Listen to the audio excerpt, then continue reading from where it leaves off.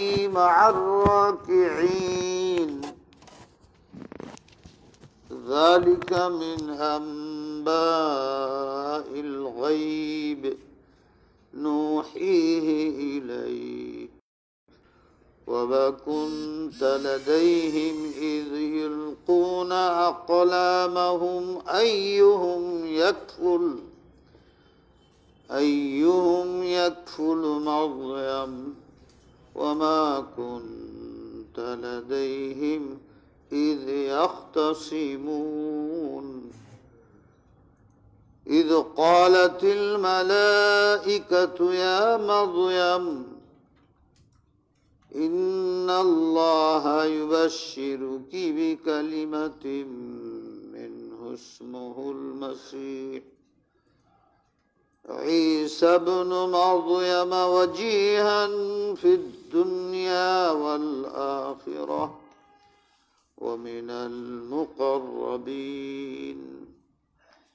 ويكلم الناس في المهد وكهلا ومن الصالحين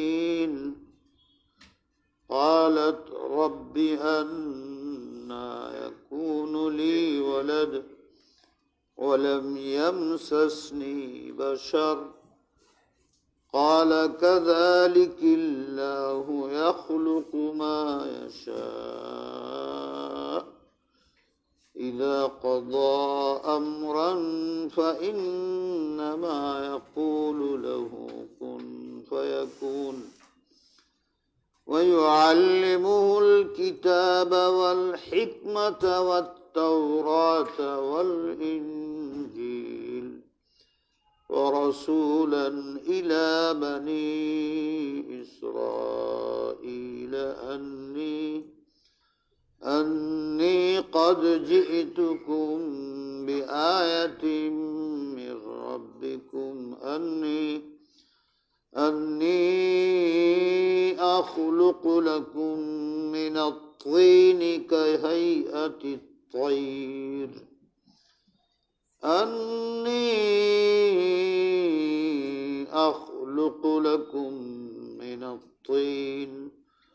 من الطين كهيئة الطير فأنفخ فيه فيكون طيرا بإذن الله وأبرئ الأكمه والأبرص وأحيي الموتى بإذن الله وأنبئكم بما تأكلون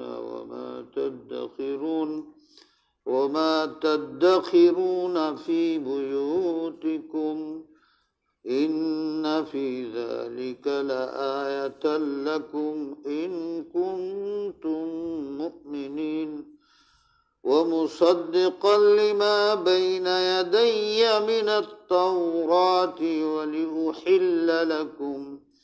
ولأحل لكم بعض الذي حرم عليكم وجئتكم بآية من ربكم فاتقوا الله وأطيعون إن الله ربي وربكم فاعبدوه هذا صراط مستقيم فلما أحس عيسى منهم الكفر قال من أنصاري إلى الله قال الحواريون نحن أنصار الله آمنا بالله واشهد بأننا مسلمون ربنا آمنا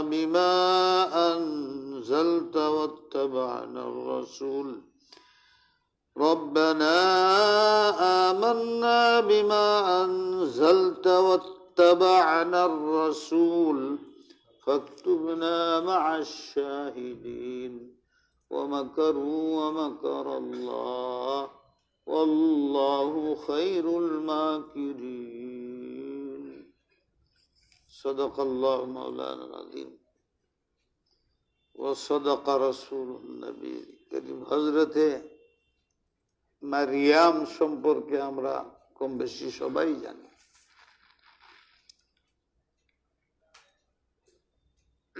হযরত জাকারিয়া সাহেব আলাইহিস সালাম ওনার লালন পালন করছেন। ওনার খালু ছিলেন।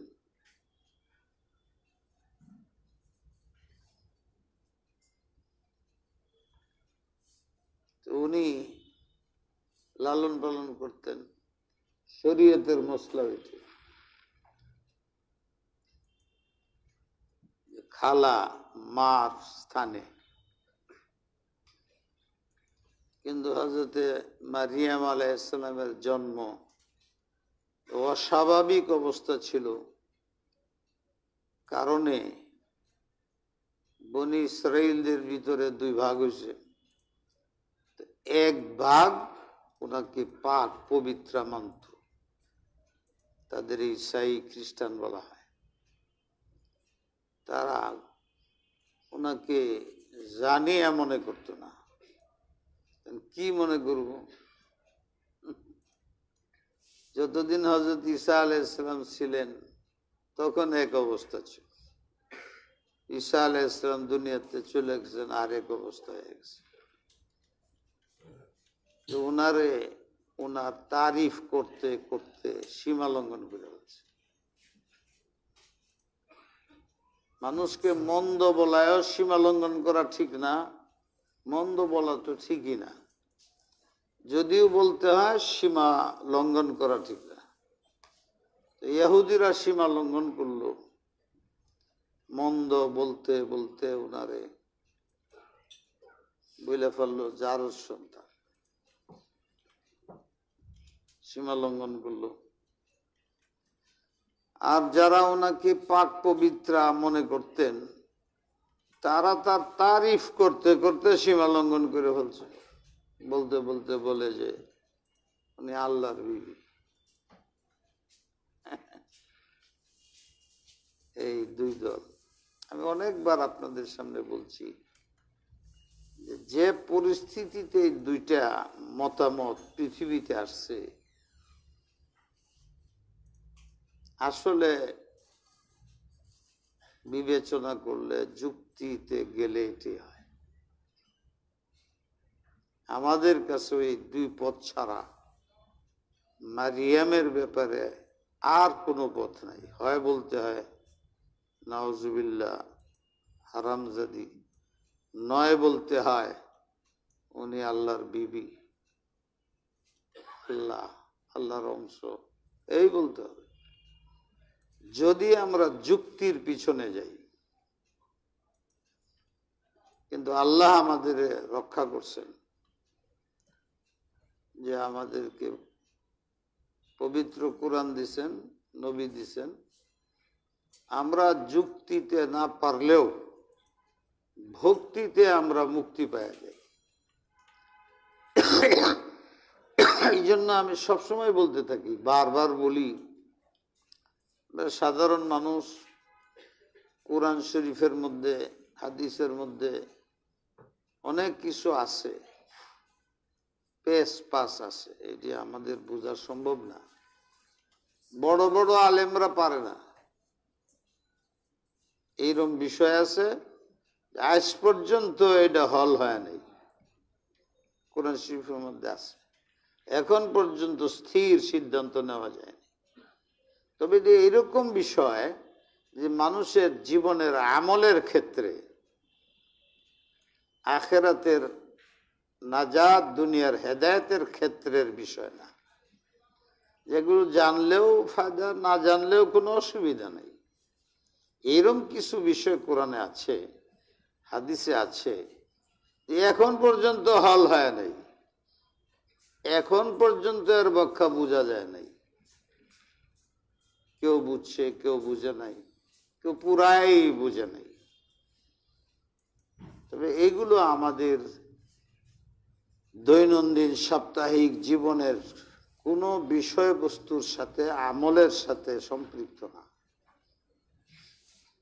সুতরাং এই প্রশ্ন করাও ঠিক না যে তাহলে এখনো কোরআন শরীফের অনেক বিষয় অপ্রকাশিত তাহলে কোরআনের প্রয়োজন কি এই জিনিসগুলোর? যদি আমরা বুঝবই না, এটি কোরআনে কেন আসলো? এই প্রশ্নের দরকার নেই। কেন? যদি আমাদের প্রয়োজন নাই, ওইটার প্রয়োজন আছে যার, সে বুঝে। আমাদের অনেক কথা আছে না, গোপন রাখি আমরা। যাদের বলার তাদের বলি, সবাইরে বলি না। এরকম কোরআনে এমন কিছু বিষয় আছে আল্লাহ নবীরা জানে, আমরা জানি না। তাদের প্রয়োজন তারা জেনে গেছে। আল্লাহর ওলিরা জানে, আমরা ওলি হইতে পারলে আমরাও জানতাম। স্থান ভিত্তিক, কাল ভিত্তিক, পাত্র ভিত্তিক তারা জানে, সবাই জানে না। সুতরাং এই প্রশ্ন সহি না। আমি আগেই বলছি যে এমন কিছু বিষয় আছে যেটা আমাদের হেদায়েতের জন্য অথবা আখিরাতের নাজাতের জন্য প্রয়োজন নেই। কত কিছুই আমরা জানি না, এটাও জানি না।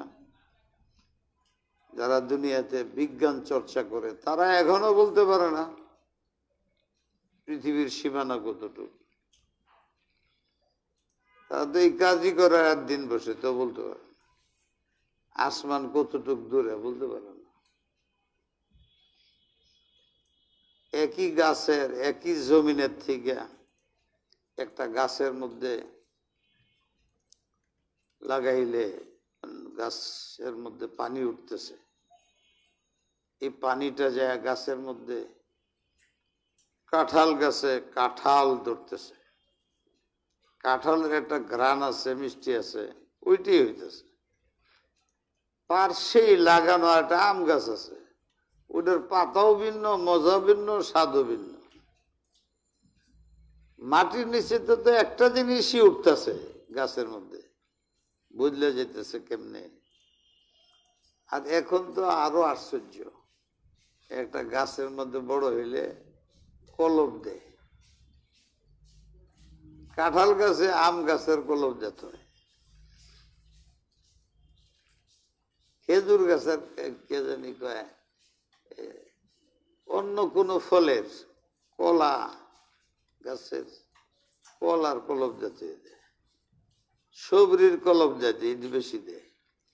তো একই গাছা মাথার থেকে এদিকে গেছে আম হইতেছে, এদিকে গেছে কাঁঠাল হইতেছে, এদিকে গেছে সবরি হইতেছে, এদিকে গেছে লেচু হইতেছে। রং ভিন্ন, এই ডালের পাতাগুলো ভিন্ন, স্বাদ ভিন্ন, ঘ্রাণ ভিন্ন। ডুমটা সব এক, এক ডুম যে সব উঠতেছে, ওখানে যে ভাগ হয়ে যেতেছে, এটা কেডা করে? কোন বিজ্ঞানী এখন পর্যন্ত এটা বলতে পারে না। এটা কিভাবে এই পানিটা বা স্বাদটা কিভাবে ট্রান্সফার হইতেছে, কি পরিমাণে ট্রান্সফার, কেমনে হইতেছে, এখন পর্যন্ত বিজ্ঞানীরা বলতে পারে না।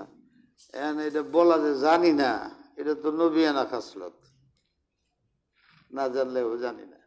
এরা আটকে গেছে, এরা কইলে এটা কৃত্রিম, স্বভাবগত। তাদের যদি জিজ্ঞাসা যে স্বভাবগত কেমনে হইল, তখন এত জিজ্ঞাসাবাদ করেন কে মৌলভী সাহেব? এই আমরাও আলিফ বাতাসা পড়ছি।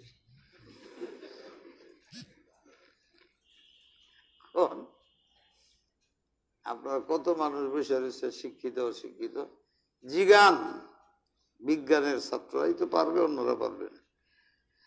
এই জিনিসটা কেমনে হয়? একই ঢাল, ওই ঢালটার মধ্যে কলম লাগাই রাখছে, নিচে দেখা যায় আম, উপরে দেখা যায় কাঁঠাল। এটা কি স্বাদ ভিন্ন হইল কেমনে? তারা বলতে পারে কিনা? এখান থেকে বোঝা যায় কোন এমন একটা সত্তা এই কাজটা করে যার কোন সমকক্ষ নাই, যার কোনো শরীক নাই। এখন সে আল্লাহ কি করতে না পারে? আদমকে তৈরি করছেন এক তরিকায়, সোজা সোজা মাটিতে বানিয়েছে। মাটি, পানি, আগুন এটা সব মিলায়া বানাইছে। বাপও নাই, মাও নাই, কিচ্ছু নাই। এরপরে আল্লাহর ইচ্ছা হাওয়ারে বানাইছে, ও না আবার মাটি লয় নাই। হাওয়া আলাইহিসসালামকে যে বানাইছে মাটি দে না, তারে বানাইছে হযরতে আদম আলাইহিসসালামের শরীরের হাড্ডির থেকে। আল্লাহ বুঝাইতেছেন আমি নিয়মের অধীনে নই, বাধ্য নই। আমি এত শক্তিশালী, আমি এমন এক সত্তা, বাধ্যবাধকতা আমার নাই, যাচাই করতে পারি। দেখো আদম রে কেমনে বানাইলাম, হাড্ডিতে টান মেরে মেয়ে বানাই দিলাম, হাওয়া বানাই বললাম। ঠিক এন তোমরা বুঝাবো রয়েছ যে এই দুই তরিকার বাইরে বোধ আল্লাহ পারে না। মারিয়ামরা আরেকবার বানাইলাম, এটা মাটিও না, হাড্ডিও না, কিচ্ছু না, এটা আরেক তরিকা বানাইছে। তোমরা মনে করো এটাই আর কোন তরিকা পারবো না, আরেক তরিকায় যা আমরা তৈরি হয়েছি। এটি দ্বারা বুঝাইতেছেন আমি এমন সত্তা, কোন বিধিবিধানের অধীনে চলি না। বিধিবিধান আমি বানাই, আমি বদলাই, আমি বানাই, আমি বদলাই। সুতরাং তোমরা সব আমার সামনে মাথা নত করো। এখন এই কাজটা মুসলমানরা আল্লাহর রহমতে ভক্তি আল্লাহর জাতের উপরে রাখে। আটকে যায় যখন প্রশ্ন করে যুক্তির আলোকে যে মারিয়ামকে কি বলবেন, তখন আটকে যায়। হয় বলতে হয় যেটা একটা মানুষ জিনাকার, এছাড়া যুক্তি নেই। আর নয় বলতে পারে এটা অলৌকিক ব্যাপার, এছাড়া তো কায়দা নেই। ইহুদির একদলে গেলে এটা বদমাইশ, জিনা করছে, আকলে তাই বলে। আর আরেক দল করে না না না, এত পাক মেয়েটা জীবনে কেউ লোকে কথা কয় না, জিনা করবো করতে কেউ যাই না। তাইলে তাইলে অলৌকিক ব্যাপার। এই দুই লাইন ছাড়া কোনো লাইন নেই। আমরা দেখি যে যদি ওই লাইনে যায় যুক্তির, যে সন্তান হইলে কিংবা বাপ ছাড়া সর্বনাশ হয়ে যাবে, জাদত বলতে হয়। আর যদি বলি যেটা অলৌকিক বললাম, অলৌকিক তাহলে শেষ পর্যন্ত আল্লাহ বলতে হয়, বা আল্লাহর ছেলে, আল্লাহর মেয়ে, এটা কিছু বলতে হয়। দুইটাই ঠিক না, তখন চোখ মন জ্বলছি। এইটা বুঝি টুঝি না, কি বুঝো? আমি কোরআন বুঝি। কোরআনে বলছে উনি পবিত্র, জিনা করে নাই, আল্লাহ এইভাবে তৈরি করেছে। বাস অন্ধ ভক্তি আমাদের যুক্তি। হযরত মারিয়াম পাক, জিনা করো না, বিয়াও হয়েছে না, সন্তান হয়েছে আল্লাহর কুদরতের দ্বারা। এটা আমাদের ভক্তির কথা। তাই মুসলমানদের বাছার তরিকা হইল, যখন পারে না তখন বলা যে কোরআনে আসছে তাই মানি, হাদিসে আসছে তাই মানি, যুক্তি টুক্তি বুঝি না। আমাদের মুক্তি হইল ভক্তির মধ্যে। কোরআনকে ভক্তি করি, রসুলকে ভক্তি করি, চোখে দেখি, হুজুর না করলে আমরা ডাকবে না, হুজুরকে হ, আমরা দেখি না হ, জিবরিল আছে আমরা জানি না, আল্লাহ রসুল কেছে হ্যাঁ জিবরিল আছে, আমরাও মানি। দেখছো না মানো কেমনে? আমরা নবী কইছে। এই মনে রাখবেন, মারিয়াম আলাইহিসসালামের ঘটনাও আমাদের এরকম। তো জাকারিয়া আলাইহিসসালাম যাইতেন মাঝে মধ্যে উনার দেখার জন্য। উনি তো এক রুমের মধ্যে থাকতেন। মসজিদ আছে মেহরাব, এই মেহরাবের পাশে এই জায়গাটা এনে একটা ঘর বানাই দিচ্ছে, উনি থাকতেন। বালেগ হওয়া পর্যন্ত কেউ চেহারাও দেখেন, এনেই পড়েছে। উনি মাঝে মাঝে যাইতেন, যা খাওয়া দাওয়া দিয়াইতেন, আনতেন কাপড় চোপড়, খালু হইয়া এই খেদমত করতেন। কিন্তু উনারে নেওয়ার মানুষ পাগল হয়েছে লালন পালন করার জন্য। এমন ঝগড়া লাগছে বনি ইসরায়েলের এক দল যারা অলৌকিক মনে করে, এমনকি তারা নবী ডাকা আরম্ভ করে দিচ্ছে। নবীর পুত নবী ঈসা আলাইহিসসালাম নবী, সিদ্দিকা মারিয়ামও নবী, এইরকম মজা বেরিয়ে দুনিয়ার মধ্যে মহিলা কোনো নবী হয় না, নেক হয় কিন্তু নবী হয় না। নবী হইলে তো ফাতেমা হইত, হুজুরের মেয়ে। নবী হইলে আয়েশা হইতো, হুজুরের বিবি। একজনও তো নবী হয়নি, আবার কারা নবী হইব? হুজুরের যুগে এক বেদি আবার নবুয়তের দাবি করছে, মুসাইলামাতুল কাজ্জাব, আর তার নাম হচ্ছেন তুলাইহা। ভালোই নামটা, খারাপ না। পরে দুইজনে যুদ্ধ করছে, দুই নবী যুদ্ধ করছে, পরে আবার দুইজনে সন্ধির প্রস্তাব করছে। কিন্তু সন্ধির প্রস্তাবের মধ্যে শর্ত হইল উভয় পক্ষের একজন একজন। আজীব শর্ত। দোতলার মধ্যে বৈঠক হবে আর বাকিরা নিচে থাকবে, কেউ যেতে পারবে না। এই পক্ষের মুসাইলামাতুল কাজ্জাব আর এই পক্ষের নবী তুলাইহা বেদি হয়ে গেছে। দুইজন যে গেছে 3 দিন গায়ে। উম্মতে যে পেরেশানি। মুসাইলামাতুল কাজ্জাব তো পুরুষ, এর উম্মতরাও না জানি কি হইল রে, এটা কি জানি হইতেছে। আয় চুপ, নবী, আল্লাহ নবী, ভক্তির একটা সীমা আছে তো। কিন্তু যারা তুলাইহার উম্মত আছে এরা বড় পেরেশানি করছে। গেল 3টা দিন যাইতেছে, চেহারা চোহারা কিছুই দেখা যায় না, কোন কাজ জানি হইতেছে।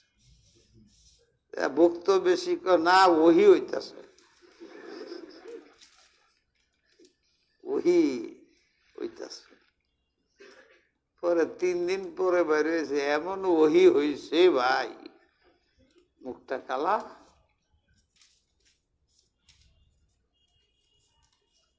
এই দিন শোনার পরও একদলে কয় যে এটা নবী, নবী ঠিক আছে। কি মন ভক্ত। 3 জনে দিন সারা যা করার করছে তারা 2 জনে মিলে। এ বাইরে উম্মতে কয় না, এটা হইতেই পারে, অসুবিধা কি? নবী নবীর ব্যাপার, তোমরা কথা বলো না। আমরা দেশে এরকম আছে, এই যে ওই পার্টি হুজুরের যুগেও নবী দাবি করছে, এরকম আছে। তবে এই যে কইলাম ভালো হইল না, তুলাইহা পরের জীবনে তওবা করছিল, তওবা করে বহুত বড় আল্লাহর ওলিয়া হয়ে গেছে। আল্লাহ তাকে মাফ করে দিছে, কারণ সে তওবা তিল্লা করছে। বলতেছিলাম যে মহিলাদের মধ্যে নবী নাই, এইটাই মূল কথা। তবে নবী আনা গুণাবলী ছিল এরকম অনেক। তার মধ্যে বিশেষ 4 জনের নাম নবী আলাইহিস সালাম নিয়ে গেছে। তার মধ্যে 1 নম্বর যার নামটা নিয়েছেন সেটা হযরত মারিয়ামের নাম নিয়েছেন। কোরআন শরীফে তাকে সিদ্দিকা বলছে। সিদ্দিকা ওই পদকে বলে যেটা নবীর পদের সাথে মিলাই। মুজাদ্দিদ আল-ফিসানি রাহমাতুল্লাহ আলাইহি আলেমরা জানে যে উনি বলেন আমি একবার মুরাকাবা করছি। তো মুরাকাবা করছি, মুরাকাবার মাধ্যমে আমার মনে চাইল যে হযরতে আবু বকর সিদ্দিক, উনি তো সিদ্দিক, ওমর ফারুক উনি, উসমান গনি, আলী রাদিয়াল্লাহু তাআলা আনহু, তারা তো সবচেয়ে বড় 4 জন সাহাবী। তাদের উপরে মানুষের মধ্যে কেউ নাই। রুহানি জগতে তাদের পজিশনটা কি, এটা আমি সচক্ষে দেখি। কেমনে দেখবে? মানি আমি এই 4 জন সবচেয়ে বড়।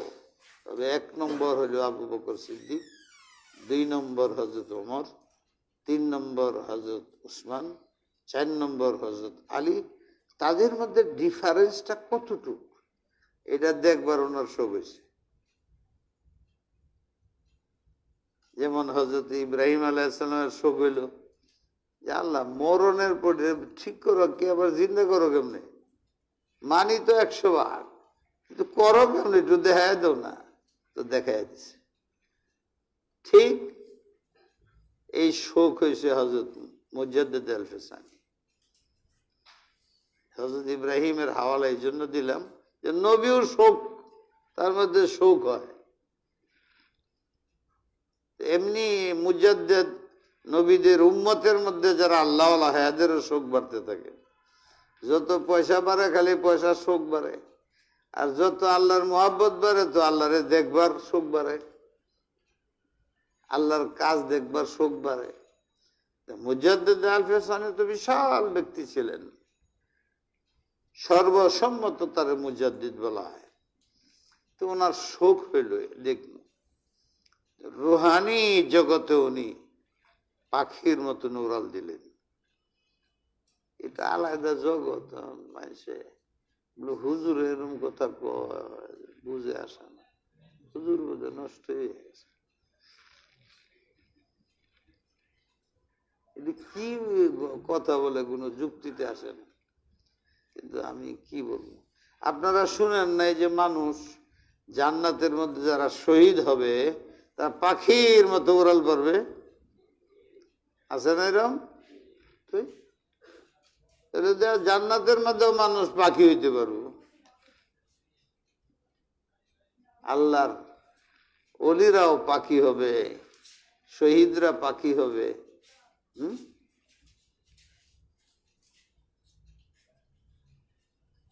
দুনিয়াতে হইতে পারে না, যেটা আখিরাতে সম্ভব, দুনিয়াতে সম্ভব না। আখিরাত তো আল্লাহই বানাইব কোন গুণের কারণে, দুনিয়াতে হইতে পারে না। শোনা আছে উনি উপরের দিকে যাইতেছে, রুহানি জগতের উপরের দিকে যাইতেছে। আপনারা কোনদিন স্বপ্নে উপরের দিকে যান নাই? আমি তো একেবারে বাইতুল্লাহ শরীফ পর্যন্ত গেছি। 1 বছর আমার হজে যাওয়া বিদেশে গিয়ে আটকে গেছে। আমি তো কায়দা কুয়দা বুঝি না, গেছি তো ওই দেশের প্লেনে আমার নেয় না। বাংলাদেশ থেকে চলে গেছি অর্ধেক পথ, ওখানে যে ওই দেশে নামছি, ওই দেশ থেকে আর আমার যেতে দেয় না। ফরেনার কয়, বিপদে পড়েছি। শেষে অনেক করে বাইর করে দিছে, একদম নিষেধ, যাওয়া সম্ভব। 3 মাস হয়েছে হজে যাবার জন্য, এখন শেষ চলে যাওয়া সম্ভব। কি করবো, মন খারাপ করে ব্যাগ একটা হাতে লিয়ে চলে আসছি। এসে প্রায় ওই যেখান থেকে আইলাম প্রায় 15-20 মাইল দূরে এক জায়গায় রাত্রে ঘুমাইছি, শুইছি। স্বপ্নে দিয়ে যে হলুদ একটা প্লেন আসছে আমারে নেওয়ার জন্য। পরে দেখি সত্যি, পরে উঠে গেলাম, পরে নিয়ে আমার একটা সৌদি আরব নামাই দিচ্ছে। স্বপ্নে মানুষের দেখা যায় অনেক সময় উড়তে থাকে, উড়েন এরকম কেউ নেই, হ্যাঁ না উঠছেন না স্বপ্নে? এটা ওটার তরিকা আছে, যে স্টার্ট দেওয়ার লাগে না, এরকম করলে উঠে গেছে, স্টার্ট দিলে উঠে যায় স্বপ্নের মধ্যে। স্বপ্নের মধ্যে স্বপ্নই তো, স্বপ্নের মাধ্যমে যেমন উঠে, রুহানি জগতে আল্লাহর ওলিরা এইভাবে দেখে উঠে। উনি যাইতে যাইতে 7 আসমান পার হইয়া আরশের, আরশ তো জান্নাত আরম্ভ হয়েছে, আরশের ফ্লোর সর্বশেষ জান্নাতের 7 নম্বর, 6 নম্বরতে শুরু হয়েছে। 7 নম্বর আসমানের ছাদ জান্নাতের প্রথম জান্নাত। কত উপরে যাওয়া লাগে। উনি রুহানি সফরে যাইতে যাইতে যাইতে যাইতে সব আসমান টাসমান সব পার হইয়া হযরত আলী সাহেবরে পাইছে। দেখা হয়েছে, রুহানি জগতের দেখা। যেমন লাইলাতুল মেরাজে সব নবীদের সাথে আমাদের নবীর দেখা হয়েছে না হয় নাই? এটা কেমনে হইল? এটারে বলা হয় রুহানি ভাবে। রুহানি ভাবে দেখা হয়েছে নবীর সাথে সব নবীদের। বাইতুল মুকাদ্দাসে হুজুর আলাইহিস সালাম ইমামত করছেন, সব নবীরা দুনিয়াতে এসে ওনার পিছে ইমামতে নামাজ পড়ছে। এইগুলো আমরা বুঝে না আসতে পারে, কারণ আমরা এই জগতের মানুষ। এই ঠান্ডার মধ্যে পানির মধ্যে কেমনে মাছ থাকে এটা মাছই জানে, আপনি আর আমি বুঝবো না। আপনার মাছ হইতে হবে, বুঝতে হইলে মাছ হইতে হবে কেমনে ঠান্ডার মধ্যে। তাই এই রুহানি জগতে সাক্ষাৎ হয়। উড়াল দিতে পারে, আসমানে যেতে পারে, জান্নাতে যেতে পারে। এটা বুঝতে হইলে মুজাদ্দেদ হইতে হইব, সেই যোগ্যতা অর্জন করতে হইব। মাদ্রাসার ছাত্ররা সময় নষ্ট করো, খালি টেলিভিশন দেখো, ফেসবুক দেখো, মুজাদ্দেদ হওয়ার চেষ্টা করো। নবুয়ত নাই, মুজাদ্দেদিয়ত আছে, এখনো মুজাদ্দেদ হওয়া যায়। মুজাদ্দেদ জামাতও হয়, এক ব্যক্তিও হইতে পারে, অনেক কাজেরও হইতে পারে, এক কাজের মুজাদ্দেদ হইতে পারে। একটা আমল সারা পৃথিবীতে চালু করছেন উনি, তাই এই আমলের হে মুজাদ্দেদ। আল্লাহ কত দয়ালু, যাতে তোমরা মুজাদ্দেদ হইতে পারো। ছোট ছাত্র জীবন থেকে সিদ্ধান্ত নিলে এই কাজটা সমাজে আসছে খারাপ, এটা দূর করবো আমি, আর পারি না পারি এইটা দূর করবো আমি, সারা পৃথিবীর থেকে এটা দূর করে দিলাম। এই আমলের তুমি মুজাদ্দেদ হয়ে গেল। আংশিক মুজাদ্দেদ আর কি, পুরাতন জিনিস সব হইতে পারে। মুজাদ্দিদ হইলে মুজাদ্দেদের পথে কেমনে চলতে হয় বোঝা যায়। হযরত আলী রাদিয়াল্লাহু তাআলা আনহুর সাথে সাক্ষাৎ, সালাম কালাম, ভালো মন্দ জিজ্ঞাসেন রুহানি জগতে। পরে জিজ্ঞাসেন, মাশাআল্লাহ অনেক মেহনত করে আপনারা তো পাইলাম, হযরতে উসমান কোথায়? বলে ভাই তার কথা বললো না, আমার সে অনেক উপরের দরজায় পাইছে। কত উপরে? উপরে তো উঠলামই। না, অর্ধেক ওড়ে যাও, এত বড় মর্যাদা উনি পাইছেন। চলে আসছে, আবার উনি সফর শুরু করছে, করতে করতে করতে করতে যে হযরত উসমানের সাথে দেখা, সালাম কালাম, ভালো মন্দ জিজ্ঞেস। ওনাদের জিজ্ঞেস, আপনারা বহু কষ্ট করে পাইলাম, অনেক উপরে আপনি। উসমান সাহেব, হযরত উমর ফারুক কোথায়? বলে ভাই এর কথা কইয়া লাভ নাই, হে যে কোথায় আছে আমরাও জানি না। বিশাল ব্যাপার, তার সাথে কোনো তুলনাই নেই। আমার দিকে আরো সব দাও, বহুত আলা মকাম পাইছে জান্নাতের মধ্যে। না, আমার যেতেই হবে। আবার রওনা হয়েছে, যাইতে যাইতে কত উপরে উঠে দেখা যায় হযরত উমর দেখা হয়েছে। যে মনটা শান্তি হইলো, ওনার সাথে দেখা হইল। এখন তো একজন রয়ে গেছে, আরে জিজ্ঞেস আবু বকর সিদ্দিক, সর্বনাশ, এর কথা জিজ্ঞেস। এর অবস্থা ভিন্ন, নবিয়ানা কাজ, নবিয়ানা ব্যাপার, অনেক উপর, অনেক অনেক। এরপরে উনি ওনার হিম্মত ছাড়েন নাই। ছাত্ররা একটু লেখাপড়া করে বেহিম্মত হয়ে যাও, কাজ করতে যায় হিম্মত হারা হইতে নাই। राह चलोगे गिरोगे फिर उठोगे, गिरोगे फिर उठोगे, फिर मंजिल तक पहुंच जाओगे। একবার পড়ে গে যদি তাহলে তো হারাই গেছে। একবার পড়বা, উঠবা, আবার পড়ে যাবা, আবার উঠবা, আবার পড়বা, আবার উঠবা, তেজ বাড়াইতে থাকবা, একেবারে এক সময় যায় দেখবে যে আসল জায়গা দিচ্ছে।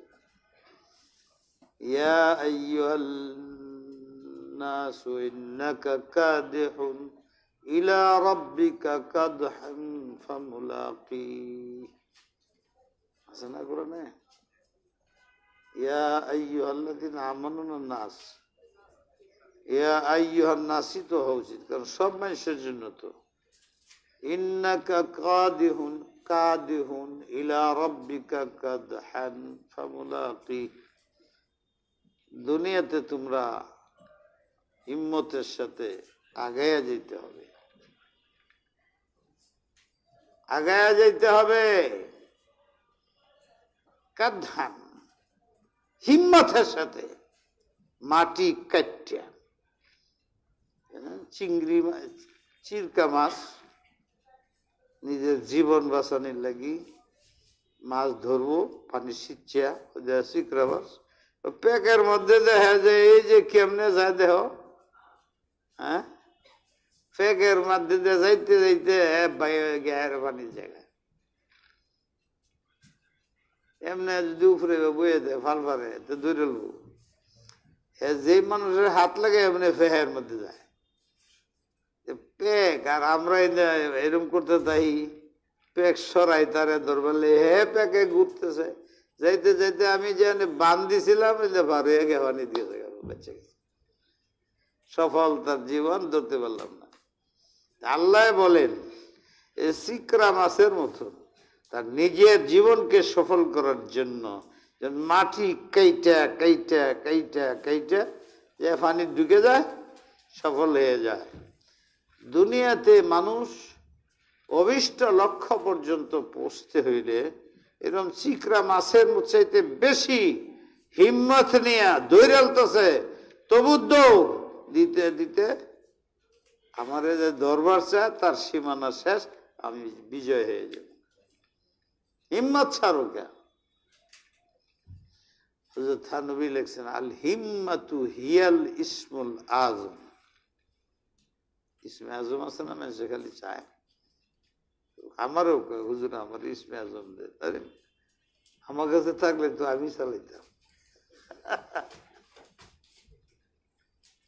হিম্মত করো, হিম্মতই হলো ইসমে আজম। তুমি হিম্মত করবা না আর ইসমে আজম লই বয়ে থাকবা, গিলা বইব।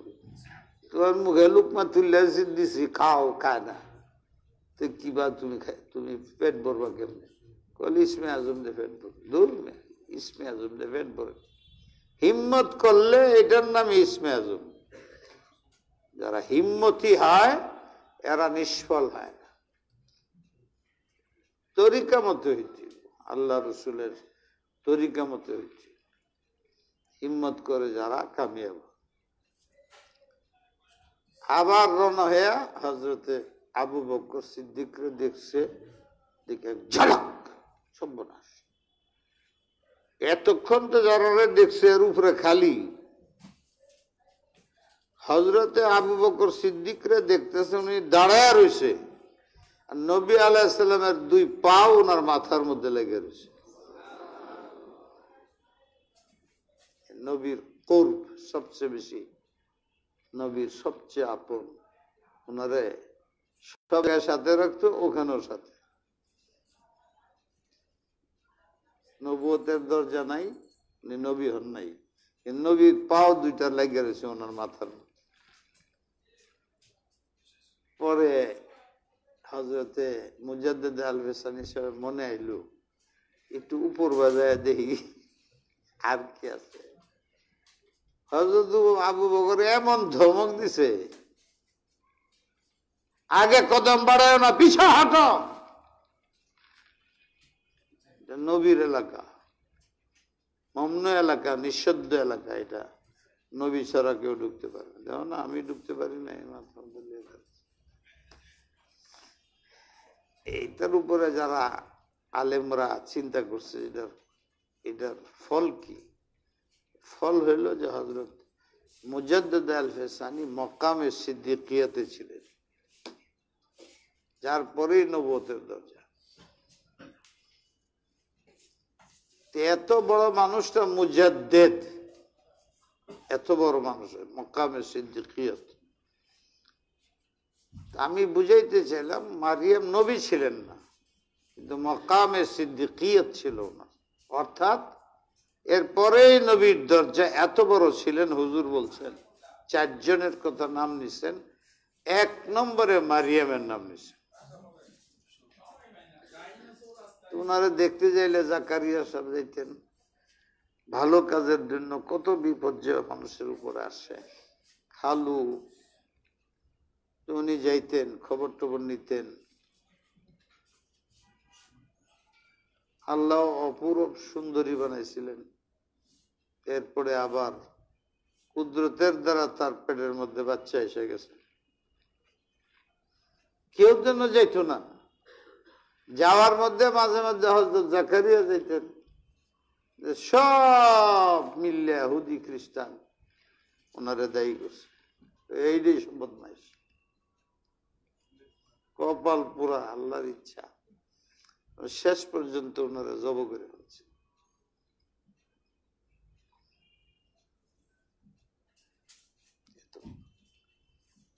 যখন যাইতেন দেখা ওই তো আস্তে আস্তে বড় হয়ে গেছে, খালু যাইতো শুধু, তারা খালুরে দায়ী করে বলেছে। অথচ উনি কোন নেক, উনি যে ভালো এটার প্রমাণ আগেই তো ছোট সময় নেওয়া নিয়ে কারাকারি হয়েছে। তখন সবাই বুদ্ধি একটাই সিদ্ধান্ত নিল, আমি আমি মারিয়ামকে পালবো, হে বলে আমি, হে বলে আমি, এক একজনের দাবি উঠছে। তখন তারা লটারি দিছে। লটারিও আজীব, সমুদ্রের পানি যে যাইতেছে সমানে একদিকে যাইতেছে না, সাইলাবের পান্য সমুদ্রে কি তেজ যাইতেছে। সিদ্ধান্ত হয়েছে যারা যারা মারিয়ামকে পালতে নিতে চাও তারা সবাই তার নামের কলম পানি ফেলাও। যদি কলম পানির স্রোতের সাথে এইদিকে জায়গা তাহলে তুমি পাইবা না, আর পানির স্রোত এদিকে যায়, কলম এইভাবে ধাক্কায় যায়, কোনে ডাক করলে আসে।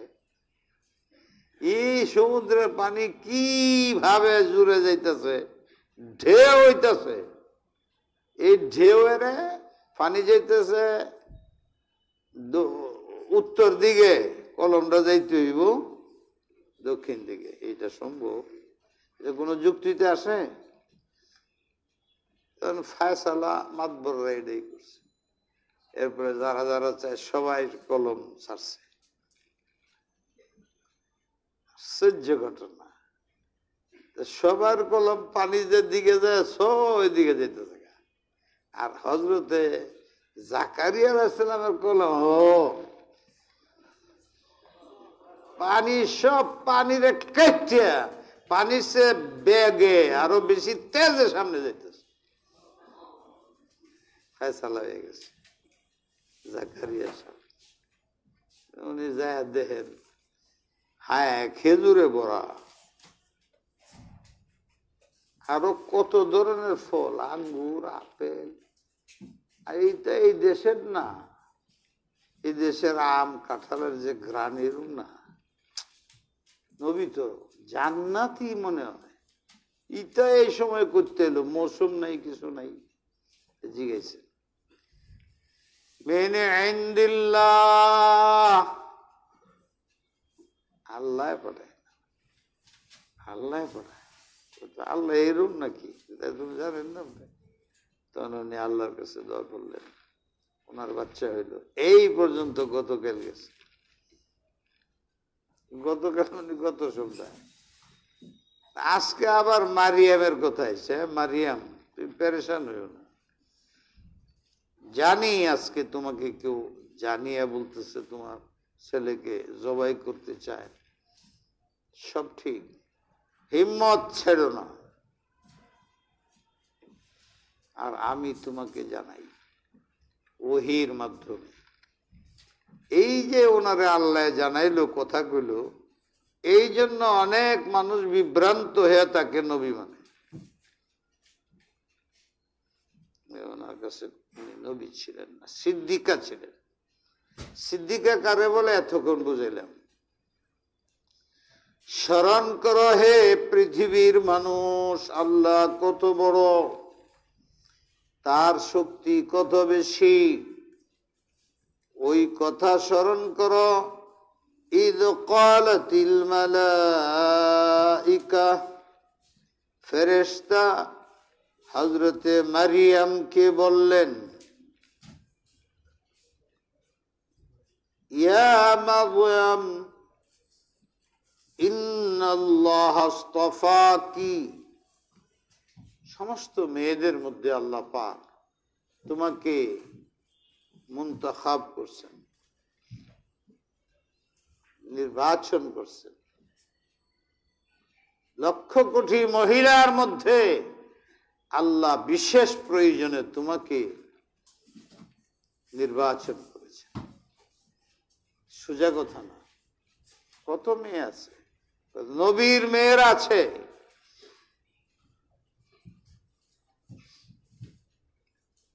কত আবেদা কানে আছে, কিন্তু আল্লাহ পাক সবার ব্যাপারে চিন্তা করে, হে মারিয়াম তোমারে বাদশা বানাইছে, তোমারে সিদ্দিকার পদ দিছেন আল্লাহ, আর কেউরে দেয় নাই মেয়েদের মধ্যে। ইস্তাফা কি, এই শব্দ অনেক জায়গায় আছে। মোস্তফা তো আমাদের হুজুরের নামই আছে, মুসা আলাইহিস সালামের মধ্যে আছে।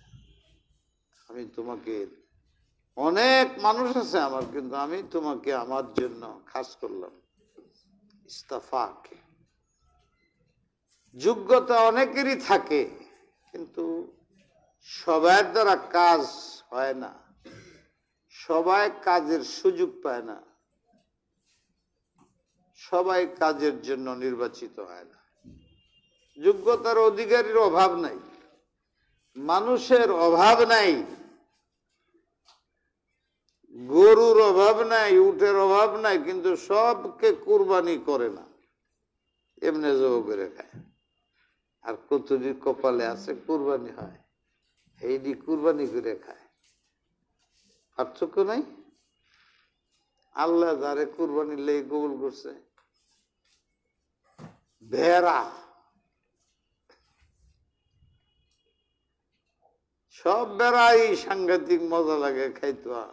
নবী তো খুব খাইতেন, পছন্দ করতেন, কিন্তু সব ভেড়ার সাথে বেশি দামি কোনটা, যেটা কুরবানি করছেন হযরত ইসমাইলের জায়গায়।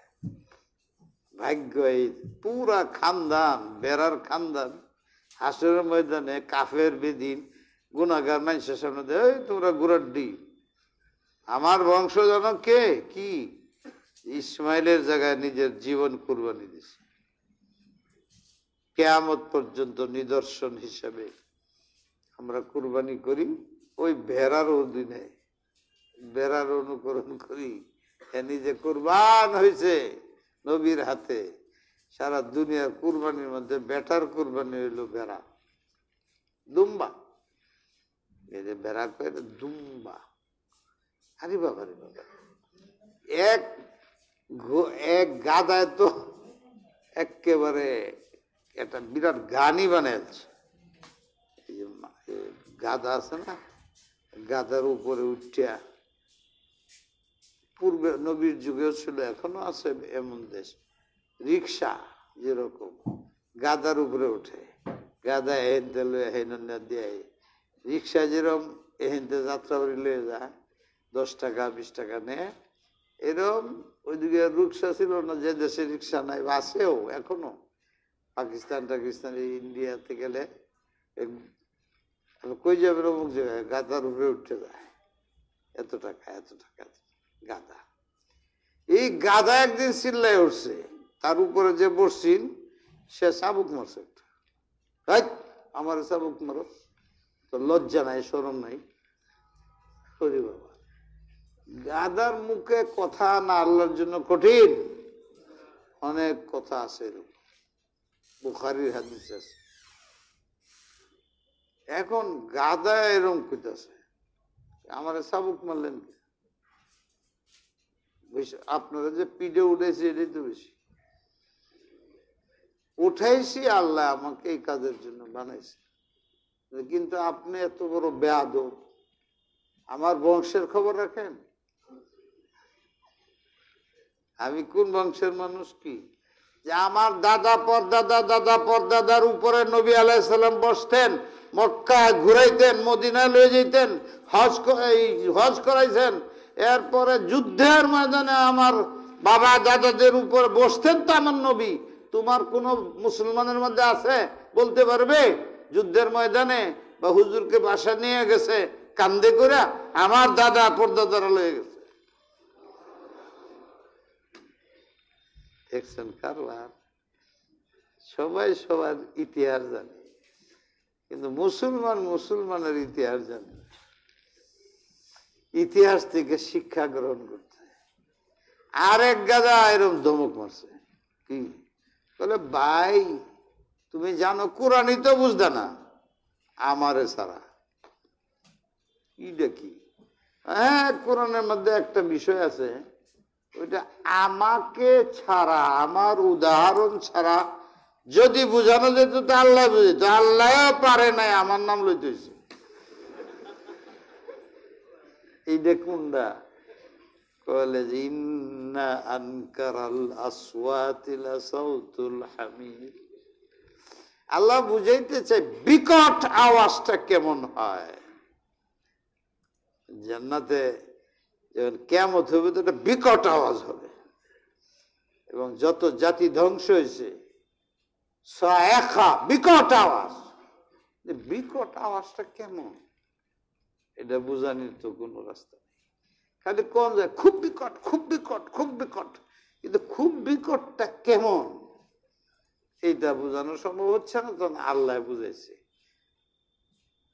কাসাউতিল হামির।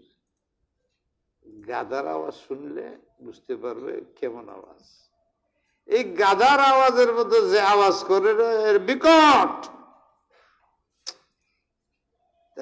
আওয়াজটা বুঝাইতে পারলো না। আল্লাহ পরে গাধার নাম লইছে। কোরআনের এই আয়াতটা বুঝতে হইলে গাধা লাগে। এইটা নিয়ে বাহাদুরি করতেছে, আমি কে জানো, কোরআনের আয়াতই বুঝবা না আমার নাম না থাকলে। আজীব ব্যাপার। পরে আমি যে দেশে পড়াশোনা করলো, আমার মনের মধ্যে আইলো এর আওয়াজটা একটু শুনি। এটার জন্য আমার 1 মাস এই গাদার পিছে ঘুরতে হয়েছে।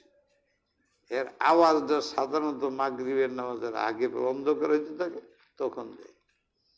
কিন্তু মনে করেন যে মাসে 2 মাসে 3 মাসে 1 দিন আওয়াজ বহুত কঠিন। আমি যাই আসি ঘুরি, নামাজ নষ্ট হয়ে যায় মাগরিবের, তবু যাই। যে যাত্রাবাড়ির ছাত্র আছে না, এইটা অন্য নামাজে এত গায়ের হাজির হয় না, এত তাদের মসবুক হয় না, মাগরিবে যত হয়। ওই যে মাগরিবে কেন, ওই যে বাইরে যায় আসর করে আজান শুনতে তো এত হয় না। ইন্ডিয়া দেখা যায় মাগরিবের সময় 2-3-4 কাতার মসবুক হয়ে গেছে। অন্য নামাজে কিন্তু এরকম হয় না। ছাত্রদের অভ্যাসই, আমারও এরকম অভ্যাস আছে।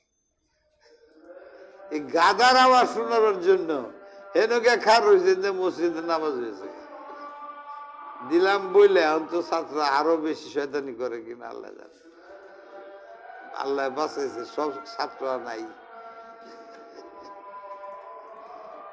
প্রায় যাই, খালি দিয়ে যে আটকে গেছে। পরে একদিন এখন নামাজের রক্ত যায় তো রওনা হইলাম, ফিরে আইতেছি, এমনি আওয়াজ। আমি মনে করছি যে আসমানের ওই যে বৃষ্টির আগে একটা আওয়াজ হয় না, কি করে বিজলি এরকম কিছু হয়েছে বুঝলো। পরে আমার লোক না না না না এই যে আওয়াজ নামাজ টামাজ আওয়াজ যে করতেছে মনে হয় যে আসমান ভাঙ্গে পড়তেছে। আওয়াজও 10 হাত লম্বা, অনেকখান আওয়াজ। এতটুক আওয়াজ করার পরে তার স্বাস্থ্য ভালো থাকার কথা না, প্রয়োজনের দরকার। কিন্তু এই ছোট্ট উৎসাহ না বেশি, এমন আওয়াজ 10, 15, 20 মাইল পর্যন্ত যাইতে থাকে, মাইক দিয়ে অত জোরে আজান যাইতেছে। এই শুনলাম, আমি যেটা শুনছি এটা আপনারা কেমনে শোনাব? গাধা তালাশ করেন, ওর পিছে যান। আল্লাহু আকবার, আল্লাহু আকবার, আল্লাহু আকবার, আল্লাহ, আশহাদু আল্লা ইলাহা ইল্লাল্লাহ, আশহাদু আল্লা ইলাহা, আশহাদু আন্না মুহাম্মাদার রাসূলুল্লাহ, হাইয়া আলাস সালাহ, হাইয়া আলাস সালাহ, লা হাওলা ওয়ালা কুওয়াতা ইল্লা বিল্লাহ। আল্লাহু আকবার, আল্লাহু আকবার, লা ইলাহা ইল্লাল্লাহ, আল্লাহুম্মা সাল্লি ওয়া সাল্লিম ওয়া বারিক আলা সাইয়্যিদিনা মুহাম্মাদ। আল্লাহুম্মা রাব্বা হাযিহি আদ-দা'ওয়াতি আত-তাম্মাহ মদিনিল ওয়াসিলাতা ওয়াল ফাদিলা ওয়া'আতি মাকরুমা ইন্নাকা লা তুখলিফুল মিয়াদ। এই সব এই জন্য বললাম, ইস্তফাক সবাই নির্বাচনে জিততে পারে না, অনেক যোগ্য থাকে কিন্তু নির্বাচন কেউ হয়। হাজী সাহেব রহমতুল্লাহ আলাইহি বলতেন, তার ছাত্রদেরকে, তার মুরিদদেরকে বলতেন, কাসেম নানুতুবি সাহেব, গঙ্গোহী সাহেব কিরকম মানুষ, ইলিয়াস রহমতুল্লাহ আলাইহি, থানভী সাহেব, মদনী সাহেব, কি বিশেষ আজীব মানুষ। তো ইনারা সব ওনার মুরিদ ছিল না, উনি মাঝে মাঝে বলতেন, তাদের হিম্মত দিতেন বলো অথবা তাদের সজাগ করতেন, চেতনা দিতেন। তোমরা কারা? এই রশিদ আহমদ গঙ্গুই, কি করতেছো? কাসেম নানুতুবি, খবর আছে? এই থানভী মদনী, কি করো? এই বইলে একটা শেষ শুনাইতেন, বরায়ে সরঞ্জামে কারে সওয়াব, বরায়ে সরঞ্জামে কারে সওয়াব, একে আজ হাজার শাওয়াদ ইন্তেখাব, একে আজ হাজার। কোটি কোটি মানুষ আছে পৃথিবীতে, আল্লাহ তাদের কাজে লাগায় না। কাসেম নানুতুবি, তোমারে আল্লাহ নির্বাচন করছে। ইয়াকুব নানুতুবি, তোমার আল্লাহ নির্বাচন করছে। থানভী, মদনী, গঙ্গোহী, কাশ্মীরি, তোমাদেরকে আল্লাহ সাহাবীদের যেরকম সাহাবিয়তের জন্য তৈরি করছিল, এশিয়াতে বিশেষ করে দ্বীন ইসলামের খেদমতের জন্য, হক্কানিয়তের জন্য আল্লাহ মনে হয় তোমরারে মুনতাখাব করছেন, নির্বাচন করছেন, সুযোগ দিছেন। অবমূল্যায়ন করো না, উদাসীন হয় না, বাধা আসবে, হিম্মতে কাজ করে যাও। শুনেছি আল্লাহ পাক কি খেদমতি নিলেন কাসেম নানুতুবির দ্বারা। সারা পৃথিবী আজকে যদি হযরত কাসেম নানুতুবি মাদ্রাসার পদক্ষেপ না নিতেন, তাহলে যেরকম এশিয়ার 3টা বাজু সারা নামের ইসলাম আছেন, কামের ইসলাম নাই, এলেম নাইতে ইসলাম থাকবো বলছে। এখানের বাতাসে যতটুকু হচ্ছে অন্যান্য রাষ্ট্রে, মুসলিম রাষ্ট্রগুলোর মধ্যেও নাই, শুধু আছে বাংলাদেশ, ভারত, পাকিস্তান। এখন এগুলো সারা ওয়ার্ল্ডে ছড়ায় যেতেছে মাদ্রাসা। এই জন্য বেদিনরা সবচেয়ে বেশি আক্রোশ মাদ্রাসার সাথে রাখে। মাদ্রাসার থেকেই লেখক পয়দা হয়, মাদ্রাসার থেকেই বক্তৃতা, বয়ান, ওয়াজ করার লোক পয়দা হয়, মাদ্রাসার থেকেই দাওয়াত ও তাবলীগের দায়ী পয়দা হয়, উম্মতের মধ্যে জোর সৃষ্টি করে। ইসলামের যতগুলো কাজ আছে, এই কাজের সৈনিক মাদ্রাসাতে তৈরি হয়। অনেকে আমরা মানতে চাই না, বুঝতে চাই না, যে যে কাজ করি ওইটারই প্রাধান্য দেই। না, সবটি ভালো কাজ, কিন্তু এই যে বাতি আইতেছে পাওয়ার হাউস আছে না, ওখানে বিজলি সাপ্লাই না হইলে তোমার এই বাতি জ্বলবে না পাংখা চলবে? পাংখা খুব চলে, পাংখাও ভালো জিনিস, পাংখা বাতাস দিতেছে, আমি বয়ান করতেছি, আপনারা শান্তি পাইতেছেন, এইটাও খুব দামি জিনিস। এয়ার কন্ডিশন খুবই দামি জিনিস, মসজিদের বিল্ডিং খুবই দামি জিনিস, যে যে কাজ করতেছে দামি কাজ করতেছে, কিন্তু পাওয়ার হাউস কই? একজনে ওয়াজ করতেছে, তার পাওয়ার করতে আসতেছে, একজনে লিখতেছে, পাওয়ার করতে আসতেছে, একজন রাজনীতি করতেছে ইসলামী, পাওয়ার করতে আসতেছে। লেখক কোথার থেকে পয়দা হয়? সব পাওয়ার হাউস হইল মাদ্রাসা। সারা পৃথিবীর থেকে যদি সব দিনের কাজ বন্ধ হয়ে যায়, কিচ্ছু অসুবিধা নেই, 12 বছর পরে দেখা যাবে সব তৈরি হয়ে গেছে।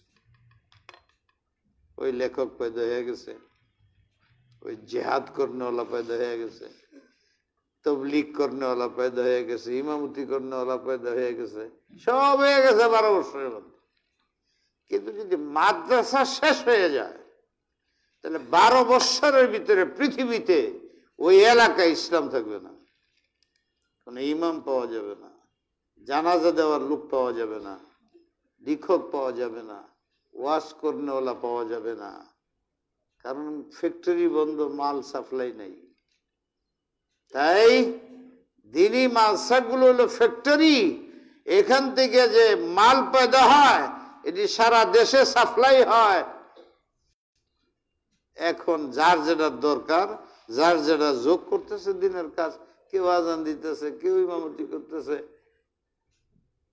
কেউ তফসির করতেছে, কেউ ওয়াজ করতেছে, কেউ পড়তেছে, কেউ পড়াইতেছে, কেউ দাওয়াত দিতেছে, সবই ইসলামের কাজ। এক একজন সব তৈরি হয়ে যেতেছে মাদ্রাসা থেকে। এই যে বুঝেন মাদ্রাসা কত দামি। এই কাজটা এশিয়ার মধ্যে হযরত কাসেম নানুতুবি সাহেব করছে। এই নানুতুবির মাদ্রাসাতে বাইর হইয়া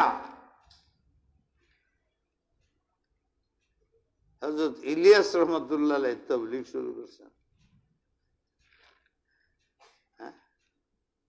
এখানতে বাইর হইয়া থানবী দাওয়াতুল হক শুরু করছেন। চিন্তা করো, এখানতে বাইর হইয়া হযরত মদনী ব্রিটিশে দেশ থেকে বাইর করে দিয়েছেন, আন্দোলন করে ভারতবর্ষতে বাইর করে দিয়েছেন। রাজনীতি করছেন, শেখুল হিন্দ রাজনীতি করছেন, তাদের রাজনীতির চুটে ভাগ্যা দৌড় বেড়া কুলাই দাঁড়ে না, ভারত ভাগছে, কি ব্রিটিশ ভাগছে। এগুলো আমরা জানিও না, বুঝিও না। এখন আলহামদুলিল্লাহ দেখলাম বাংলাদেশেও বুঝতেছে, অনেক বড় বড় রাইটাররা লিখতেছে যে ব্রিটিশ খেদাও আন্দোলনের সবচেয়ে বড় অবদান আলেমদের। মানতেছে কাসেম নানুতুবির অ্যারেস্ট করছে, হযরতে গঙ্গোহীরের অ্যারেস্টের অর্ডার, ফাঁসির হুকুম, হাজী মুহাজির মুক্তি সাহেব, হাফেজ জামেন সাহেব, কয়জনের নাম, সৈয়দ শহীদ সাহেব, 1 লক্ষ আলেমকে এরা জবাই করছে। যারা আজকে পৃথিবীতে রাজনীতি করো স্বাধীনতার, ব্রিটিশ না গেলে পারত না, গোলামি করতা। এই ব্রিটিশ খেদাওয়ের মধ্যে শুধু 1 লক্ষ লিডার না 10,000 লিডারের জীবন দিছে, বাইর করো যারা আজকে রাজনীতি করতেছে। 1 লক্ষ মুসলমান, 10,000 শহীদ ইসমাইল রহমতুল্লাহের মতো বাহরুল উলুম জবা হয়েছে ফিল্ডের মধ্যে। এরপরে ভারত স্বাধীন হয়েছে, কিন্তু ওরা বলতেছে না আমাদের কথা। ইদানিং আন্তর্জাতিক ভাবে যেহেতু গবেষণা হইতেছে, এখন খালি বাইরে আসতেছে ব্রিটিশ খেদাও আন্দোলনে তো দেখা যায় আলেমদের অবদান বেশি। আমরা তো 10 জন মরে নাই, ওরা তো 10,000 লিডার মরে গেছে, বড় বড় আলেম। পৃথিবীতে কিয়ামত পর্যন্ত এরকম আলেম আর আসবে। এই ওলামাদের অবদান অস্বীকার করো না। হযরত হাজী সাহেব ছিলেন ওনাদের প্রেরণা। উনি বলতেন, বরায়ে সরঞ্জামে কারে সওয়াব একে আজ হাজারা শাওয়াদ ইন্তেখাব। হে ইয়াকুব, বসে রয়েছো কেন? হে নানা, তুমি বসে রয়েছো কেন? হে গঙ্গই, কি করতেছ?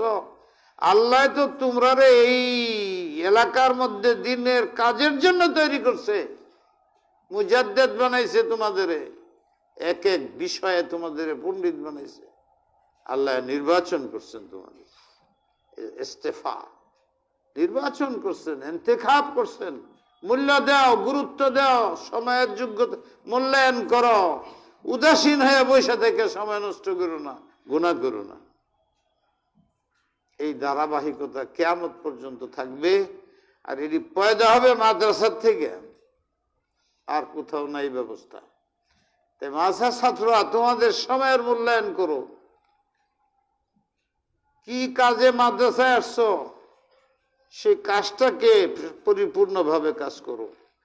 এর জন্য নামাজ জরুরি, আমল এলেম জরুরি। আল্লাহ তোমাদের নির্বাচন করছে, তোমার ভাইকে মাদ্রাসা আনে না, ওর এনে কলেজে ভর্তি করে ধুয়ে দিছে, প্রত্যেক দিন দাঁড়িয়ে 3 বার কাটে। ও আল্লাহ তারে নেয় নাই, ইন্তেখাব করে নাই। আর সেই 10 জন থেকে তোমার আইনে মাদ্রাসা ঢুকায়া হাফেজ বানায়া এখন দাওরায়ে হাদিস পর্যন্ত গেছো, এখনো বুঝো না আল্লাহ তোমাকে ইন্তেখাব করছেন? তুমি কি করে গুনাহ করো, কি করে তকবীর ওলা জায়গা, একবার তকবীর ওলা গেলে তো সারাত কান্দার কথা। তোমার মধ্যে এই অবস্থান কেন আসে না? মুনতাখাব হইতে পারতেছো না কেন? আল্লাহ পাক মেয়েদের মধ্যে হযরতে মারিয়ামকে ইন্তেখাব করছেন,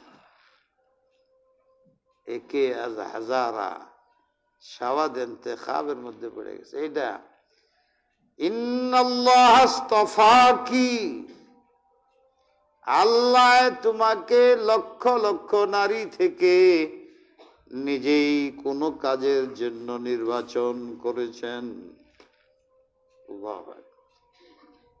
ওয়া তাহারাকি, মানুষ তোমাকে হারামজাদা বলে, নাউজুবিল্লাহ।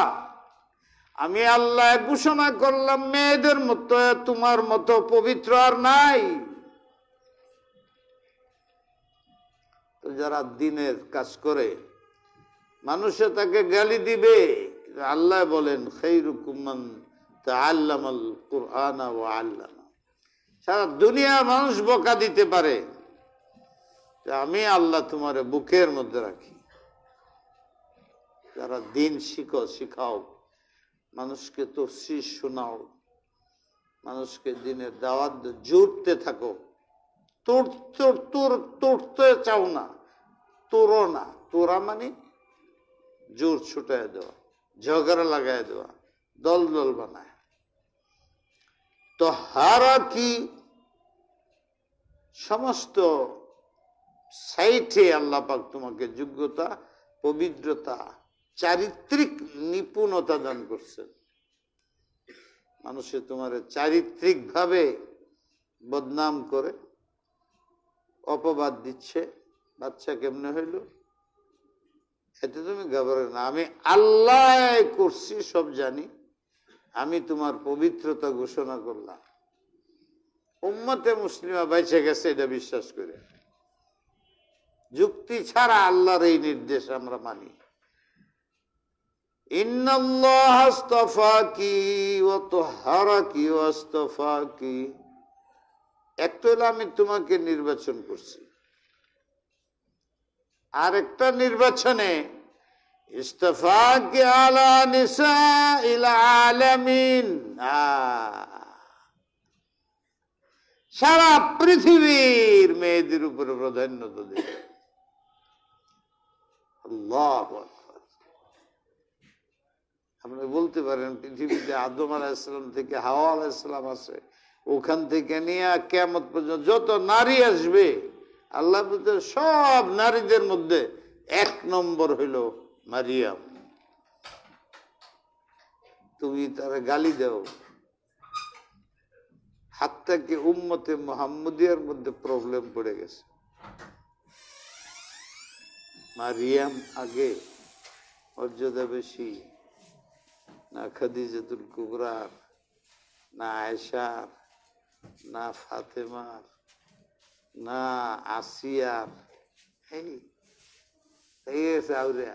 না আল্লাহ তো এটা কয় কি ওয়াস্তাফাকি আলা নিসাইল আলামিন,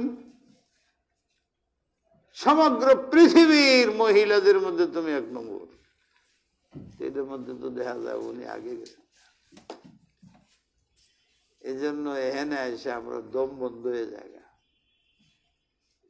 আমার নবীর বিবিরা রয়ে গেছে। আসল কথা তো আল্লাহ যে যে শব্দ ব্যবহার করছে, এটার যে কি মাহিত্য আমি জানি না, কিন্তু অনেকে সাহস করে একটা কথা কইছে, আমি শুনাইতেছি কিন্তু এই সাহসে কইতেছি না। কেউ কেউ বলছেন নিসাউল আলামিন, আলিফ লাম আহাদি, এটা উনার যুগের মেয়েদের মধ্যে।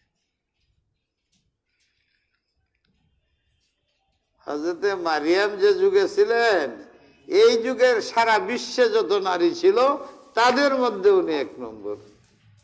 ওনার পরের যুগে হুজুরের যুগে আসছে হযরত আয়েশা 1 নম্বর, অথবা খাদিজা 1 নম্বর, অথবা ফাতিমা 1 নম্বর। বুঝলেন না কি আবার লাগছে? হ্যাঁ, যদি আমরা নবীর বিবিরা 1 নম্বরে নিতে চাইতে এই আলামিনের মধ্যে কিছু এদিক সেদিক অর্থ করতে হইল।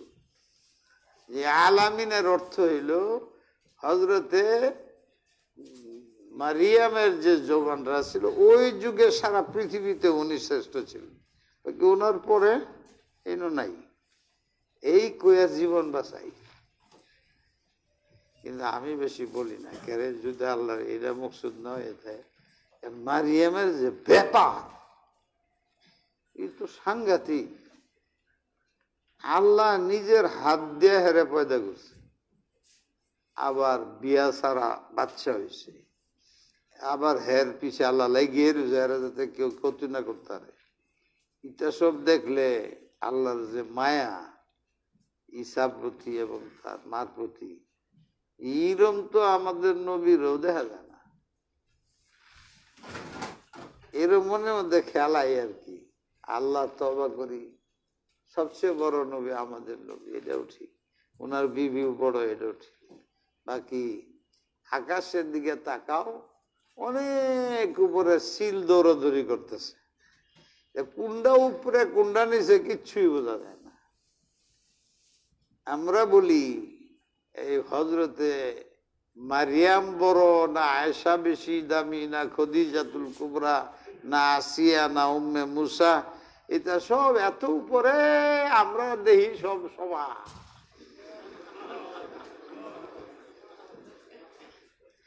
এত উপরে রুহানি জগতের মধ্যে কেডা কোথা নিয়ে উপরে দেখা যায়। আমরা যখন উপর বা চাই, একটা সময় আছে সব দেখা যায় 1 সমান।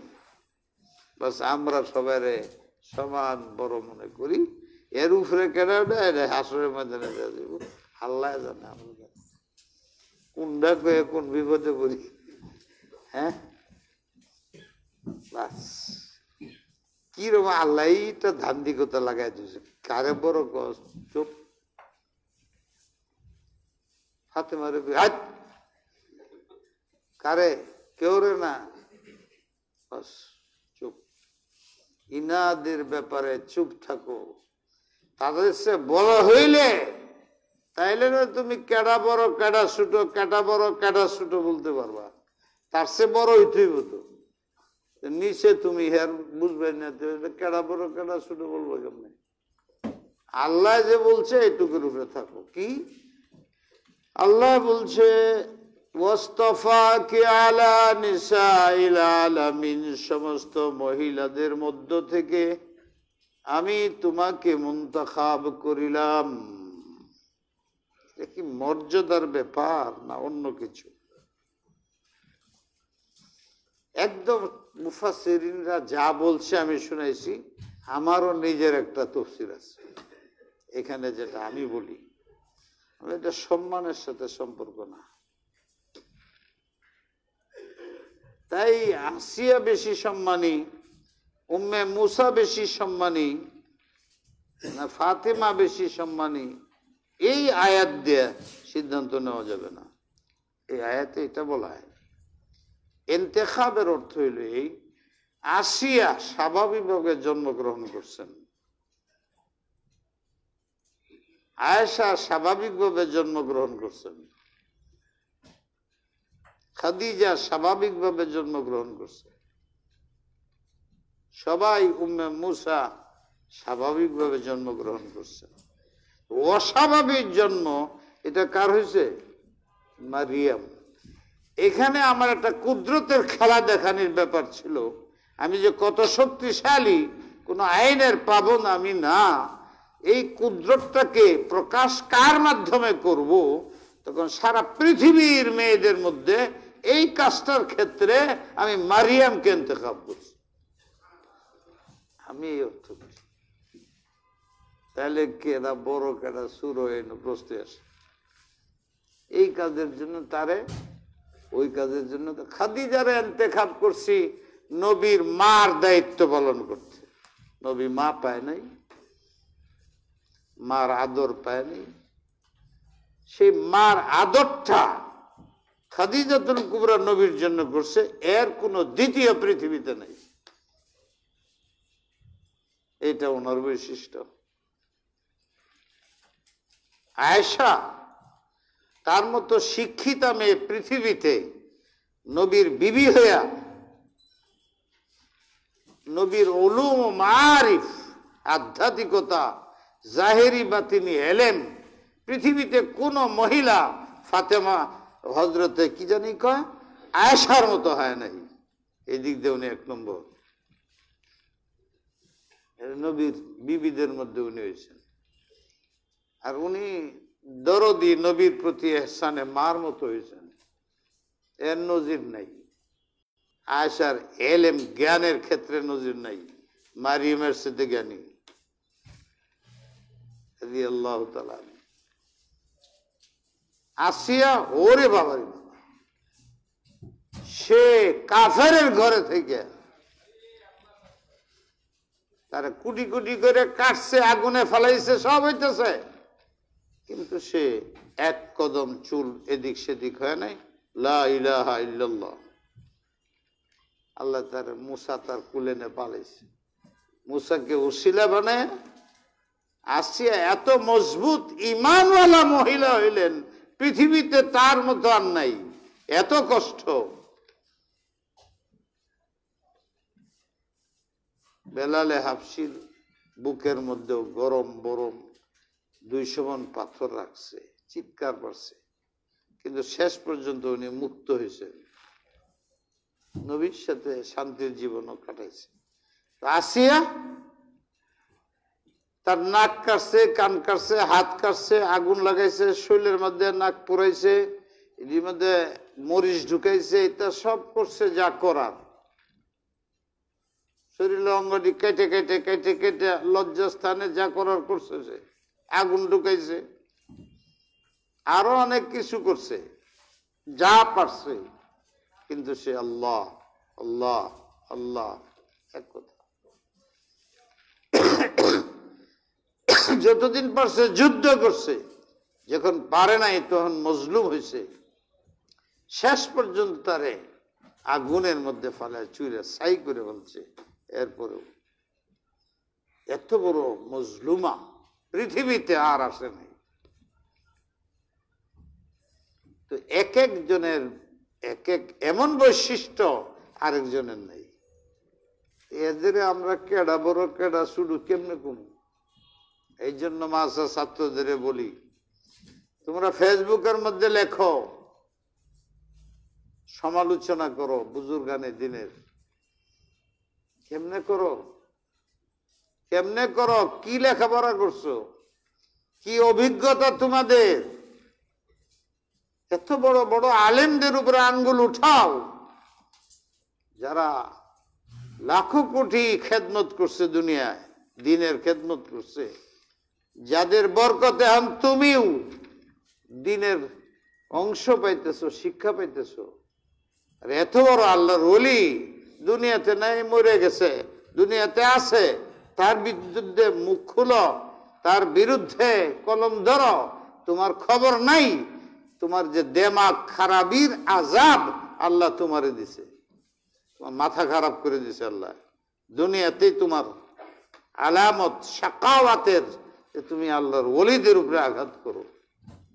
কওলান ফেলান, সাবধান হয়ে যাও। আল্লাহর উপর আঘাত করো, আল্লাহর রসুলের বুকে আঘাত করো। যখন একটা সুন্নত ছাড়ো, তো নবী সিনার মধ্যে বুলেটের মতন লাগে। কাফেররা যখন নবীর বিরুদ্ধে কথা কয়, তখন আমরা চেতে উঠি, ওঠাই উচিত। নবী আমাদের সামনে নবীর উপরে, আল্লাহর উপরে, কোরআনের উপরে আক্রমণ, এটা কোনো মুসলমান মেনে নিতে পারে না। কিন্তু আমি তোমাকে জিজ্ঞাসা করি, তুমি 24 ঘন্টা নবীর সুন্নতে আঘাত করতেছো, নবীর সুন্নতকে পদদলিত করতেছো, নবীর সুন্নত গীবত করতেছো, সুন্নতের খেলাফ কওলান ফেলান লিখতেছো গীবত, শোনা কথা লিখতেছ, একজনের উপরে অপবাদ দিচ্ছ, তাহরিফে মানবী আমলি করতেছ, কোরআনের উপরে আঘাত আনতেছ, সমালোচনা করতেছ, কোরআনে হারাম করছে। আমি কি বলবো? তোমার মাথা খারাপ, আল্লাহ তোমার আযাব দিছে, মাথা খারাপ বানাইছে। মাথা খারাপ, পাগলে, মাও চিনে না, বাপও চিনে না, চুরে চিনে না, শ্বশুর বাড়ি হেনতেও চুরি করে, বিয়া পড়াইতেছে, হ্যাঁ তলে দে কই স্বর্ণ রাখা আছে। তুমি সেই চুর, নিজের আকাবেরদেরকে গালি দাও। তুমি কি কুত্তার বাচ্চা? এটা যদি বলো তো তুমি কি? গালিটা কার উপরে গেল? তাইলে কুত্তার বাচ্চা, তুই একটা কুত্তার বাচ্চা। এই কুত্তার বাচ্চা বললে তো, কুত্তার বাচ্চা তো তুমি হইলে। এই অবস্থা হচ্ছে। কতবার আমি বলছি, পৃথিবীর সবচেয়ে বড় আযাব একটা মানুষের উপরে মেধাগ্রস্ততা, আর মেধা নষ্ট হয়ে যাওয়া। মেধা নষ্ট হইলে চোখে ঠিক কাজ করতে পারবে না, মুখে সঠিক কথা বলবে না, কানে সঠিক শুনবে না, সঠিক পথে হাঁটবে না, সঠিক জিনিস ধরবে না। কারণ ভালো মন্দের বিবেচনা তো মেধার দ্বারা হয়, মেধাই তোমার নষ্ট। তাইলে ভালো মন্দ, জান্নাতের পথ এবং কোনটা জাহান্নামের পথ তুমি বিবেচনা করতে পারবে না। তুমি তো যারা জান্নাতি ওদের উপরে আঘাত করতেছ। হয়তো আপনি কেমনে জানলেন? হযরত ইমাম শাফি বলছেন, আর ইমাম মুহাম্মদের কিসসা তো সবাই জানে। ইমাম শাফিকে জিজ্ঞেস, আলেমরা কি আল্লাহর ওলিউল্লাহ? উনি জবাব দিচ্ছেন, আলেমরা ওলিউল্লাহ না তো কে আল্লাহ ওলি আল্লাহ? যারা আলেম না জীবনে ওলি আল্লাহ হইতে পারে না, যারা আলেম হয়ে যায় এরা সব ওলি আল্লাহ। ইমাম শাফি বলছে, ফামান ওয়ালিয়ান ইল্লাকুমুল আলেম ওলিয়ান ফামান ওলিয়ান। জি জি, আলেম যদি ওলি না হয় তো আবার দুনিয়াতে ওলিকে? এই কইছেন ইমাম শাফি। ইমাম মুহাম্মদ বিন হাসান খতিবে বাগদাদি উল্লেখ করছেন, কতবার শুনাইছি, কাঁপতেছে। জিজ্ঞেস, হে মুহাম্মদ তুমি কাঁপতেছো কেন? কাঁপতেছে আল্লাহ আপনার কাছে জবাব দিতে হবে জীবনের সমস্ত আমলের খুঁটিনাটি, এখানে লুকানোর পথ নাই। লা ইয়াযিল্লু রাব্বি ওয়ালা ইয়ানসা। কেমনে সারা জীবনে কত ভুল ত্রুটি হয়েছে আমি জানিও না, এটিও তো ধরা পড়বে আজকে আল্লাহর সামনে। না গোপনতা চলবে, গোপনীয়তা, না ঘুট চলবে, না সুদ চলবে। ওয়ালাইসা বিযাল্লামিল লিল আবিদ, জুলুম হবে না, অত্যাচার হবে না, সঠিক ন্যায় বিচার হবে। ধরা তো পড়মু, গোপনে কত অপরাধ হয়ে গেছে, ধরা পড়ে যাব। আল্লাহ এই জন্য ভয় লাগতেছে। আল্লাহ বলেন, মুহাম্মদ জানো না তুমি আমি যাকে এলেম দেই এই জন্যই দেই যে ওরা জান্নাতে নেব, আর যাকে এলেম না দেই এটা এই জন্যই যে ওরা জাহান্নামে নেব। যাকে আমি জান্নাতে নেব তাকে এলেম দেই, যাকে এলেম দেই তাকে জান্নাতেই নেব, আর সুখকে নিয়ে প্রথমে নিয়ে যাব, ওরে আমি জাহান্নামে নেব না। এলেম ছাড়া কি যাইতে পারবে না? যাইতে পারবে। আলেমকে মোহাব্বত করো, আলেমকে সাহায্য করো, আলেমের ছাত্র হয়ে যাও। কুন আলিমান আও মুতাআল্লিমান আও মুঈনান আও মুহিব্বান ওয়ালা তাকুন খামিসান। 5 নম্বর লাইনে যাও না। মুক্তি চাও, আলেম হও। হইতে পারো না, আলেমের ছাত্র হও, খাদেম হও। পারলা না, সাহায্য করো, কিতাব কিনে দাও। পারো না, দোয়া করো, মোহাব্বত করো, সিজদাত করে তার জন্য দোয়া করো। সাবধান, আলেমের উপরে আঙ্গুল উঠায়ও না। ওয়ালা তাকুন খামিসান ফাতাহলা তাহলিক। 5 নম্বর যে যদি যাও, এই 4-এর বাইরে 5-এ যাও, তাহলে মনে রাখো হালাক দুনিয়াতেও আখিরাত। নবী আলাইহিস সালাম বলে গেছে, ওয়াসতাফাকি আলা নিসাইল আলামিন।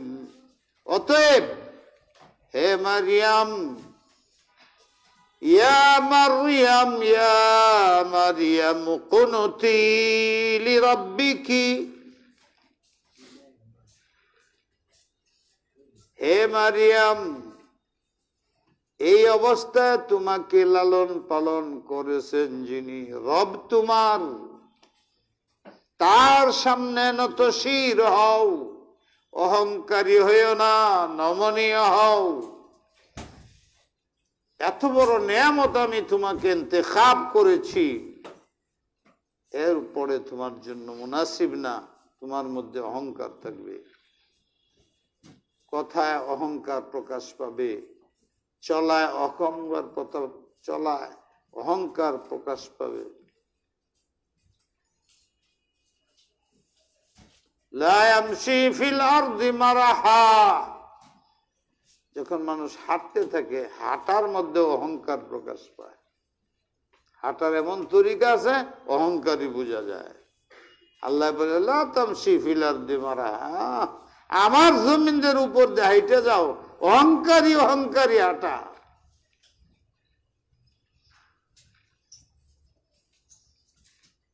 ওয়াকুনুতি মুতাওয়াজিকানিতিন মুতিঈন। সবসময় মুতাওয়াজি থাকো, নিজেকে ছোট মনে করো। চেতে উঠলে বোঝা গেল তুমি নিজেকে বড় মনে করো, মুতাকাব্বিরি করো। বলে হুজুর এটা তো আপনার মধ্যে বেশি। তোমরা সবাই দোয়া করো যাতে আমার এটা সরে যায়। এখন যদি না সরে যায় তাহলে তোমরা যাই, আমি না। তোমরা দোয়া কবুল হয় না। তোমরা সবাই দোয়া করলে আমার চেতাচেতি থাকবো? হ্যাঁ, এইটা আবার কেডা? হ্যাঁ হ্যাঁ, ঠিক কইছে।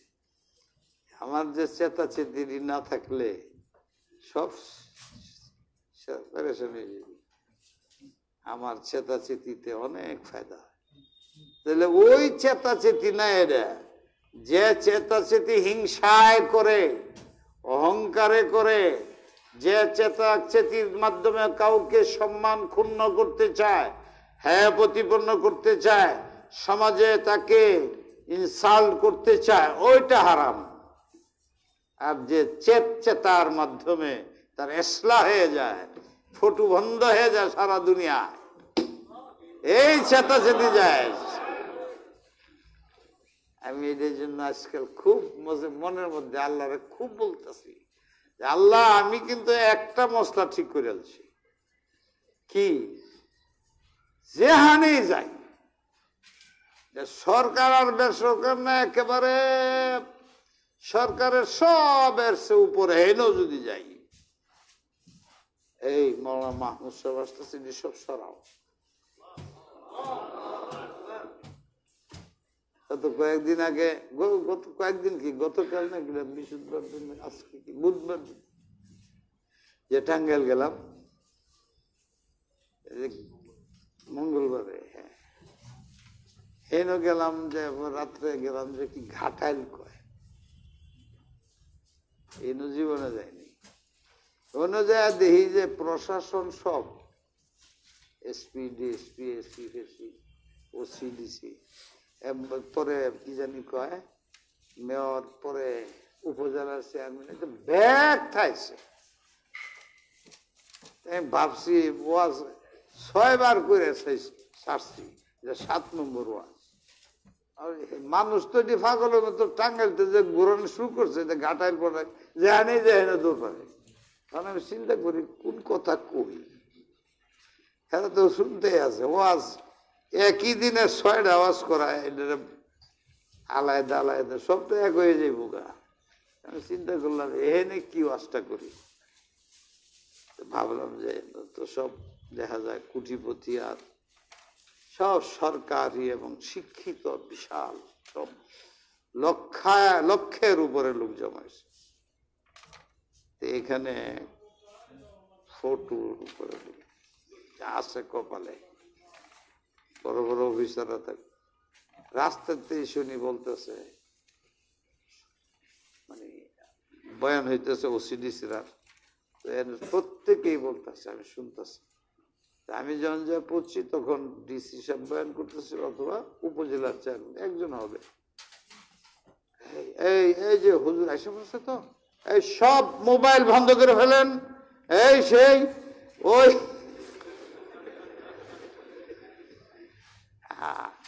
কোনো ভাই অনুরোধ করতেছি সব বন্ধ করে ফেলেন, এই সেই।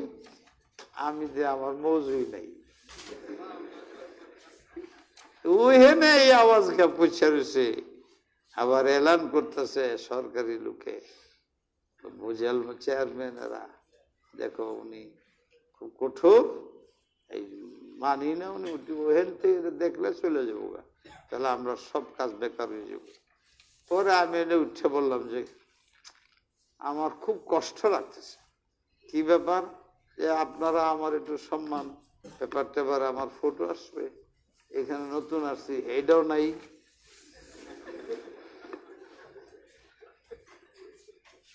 কি সম্মান আপনারা করলেন, আমার ব্যবস্থা রাখবেন না? আমার কথা সারা দেশের ভিতরে যাবে, এমন ভাবে কইতেছি না, হেরা পেরেশান, একজন এদিকে চায়, একজন এদিকে চায়, একটা আর যদি আমার ছাত্র হেরা করে, হেরা করেন না হুজুর কোন একটা প্র্যাকটিস করবো। আমার ছাত্রদের একটা আজীব ধারণা, হুজুর একটা কিছু পেস মারবো, হুদাই খামাখা আমার দোষে। আল্লাহ তুমি দয়ালু, আল্লাহ সব করে। তা আমি আল্লাহর এখন আজকের মাঝে মাঝে বলি, আল্লাহ কিচ্ছু তো পারি নাই, কিন্তু তুমি দেখতেছ সারা বাংলাদেশ, এমনকি আমি ভারতে গেছি, দেওবন্দে গেছি, সব সাহারানপুরে গেছি, টাইট ওইখানে ওইটা ওনার সামনে করা যাবে না। ছাত্র বাঙালি ছাত্র ছাত্র আছে না, শুনে এই দেশের খবর তো আজকাল যায়। আমার সবচেয়ে আগে কয়ে উনি এটা খুব বিরোধী খেয়াল রাখো এই, এবং আমাদের যে সরকার একের টপ পর্যন্ত তারা, আমি থাকলে প্রেসিডেন্ট পদে, আমি আল্লাহ বলে আল্লাহ একটা কাজ তো করছি, একটা তো করছি, সব জায়গায় গেলে এটা করুন জীবন এটা হারাম এ করছি তো আল্লাহ কয় বস উত্তরে পানি খাওয়াইলো এরা লুয়ে গেল। আর আমি মালুন, এটা এত শিরকের কারণ হয়, সেইটা আমার কারণে বন্ধ হয়ে আছে, আল্লাহ উসিলা করে মাফ করে জান্নাত দিয়ে দিল। একটা আমল তো করছি। তোমাদেরকেও বলতেছি, ছাত্রদেরকে এবং আমার ভাইদেরকে, যে কোনো একটা কাজ করেন, হিম্মত করেন, আপনার মাধ্যমে সারা এলাকার মধ্যেই ইসলামের নূর নূরান্বিত হবে। আল্লাহ এটাকে জরিয়া বানায় আপনারা জান্নাত দান করবে। আল্লাহ বেশি কিছু চায় না, একটা ভালো কাজ ইখলাসে হয়ে গেলেই উসিলা বাহানা বানায়া আল্লাহ দুনিয়াতেও আখিরাতেও নাজাতের রাস্তা করে দেন। ইয়া মারইয়াম কুনুতি, হে মারিয়াম আমার সামনে নতশির থাকো, অহংকারী হইও না। অহংকার করলে হাসাদ সহ অনেক গুণ আছে। আর কি ওয়াকুনুতি লিরাব্বিক, তোমার তো লালন পালন করতা, মা পালে তো বাচ্চা কি আদর করে না, মাকে চুমা দেয়, নরম হয়ে থাকে। আল্লাহ তো তোমার সরাসরি আসমান থেকে বেমৌসুম ফল দেয়া লালন পালন করছে। আমি যে বলতেছি আমার সামনে মতি হয়ে থাকো, আনুগত্য করো, এটা তো স্বভাবগত ব্যাপার, করা দরকারই, কারণ আমি তো তোমারে পালছি। আমার রেখা কার দিকে যাইবা, যাওয়ার সম্ভাবনা নাই। তবু বলছেন মুরব্বী, ওয়াসজুদি ওয়ারকাই মা'আর রাকিঈন, নামাজ পড়ো নামাজীদের সাথে। ওয়াসজুদি, সিজদা করো। নামাজের মধ্যে যতগুলো আমল আছে সবচেয়ে দামি আমল হলো সিজদা, সবচেয়ে কষ্টের হলো রুকু। এই জন্য এই দুইটা উল্লেখ করছে। তাসমিয়াতুল কুল বিসমিল জুজ পড়ছো না, এনে তাই কইছে সিজদা করো, আল্লাহ বলেন রুকু করো, কিন্তু মুরাদ হইল নামাজ পড়ো। যেগুলো বেশি দামি নামাজের মধ্যে যে অংশটা ওটা উল্লেখ করছে, এটা হলো জুজ, আর মুরাদ হইল পুরা নামাজ। তাহলে কি বলবা? তাসমিয়াতুল কুল। দেখছো কিভাবে লাগাই দিলাম? হ্যাঁ, এনার এসকাল নেই। না এখন ঠিক আছে আমরা সিজদা করবো, রুকু করবো, আর কিছু করবো না। না না, তাসমিয়াতুল কুল বিসমিল জুজ। এর কারণ কি, যে এই দুইটা আমল সবচেয়ে নামাজের মধ্যে তাওয়াজু বুঝায়, আল্লাহর সামনে নতশিরতা বুঝায়, এই দুইটা আমলে। কিন্তু কুরআন শরীফ ইউদিল্লু বিহি কাসীরা ওয়া ইয়াহদি বিহি কাসীরা মা'আর রাকিঈন।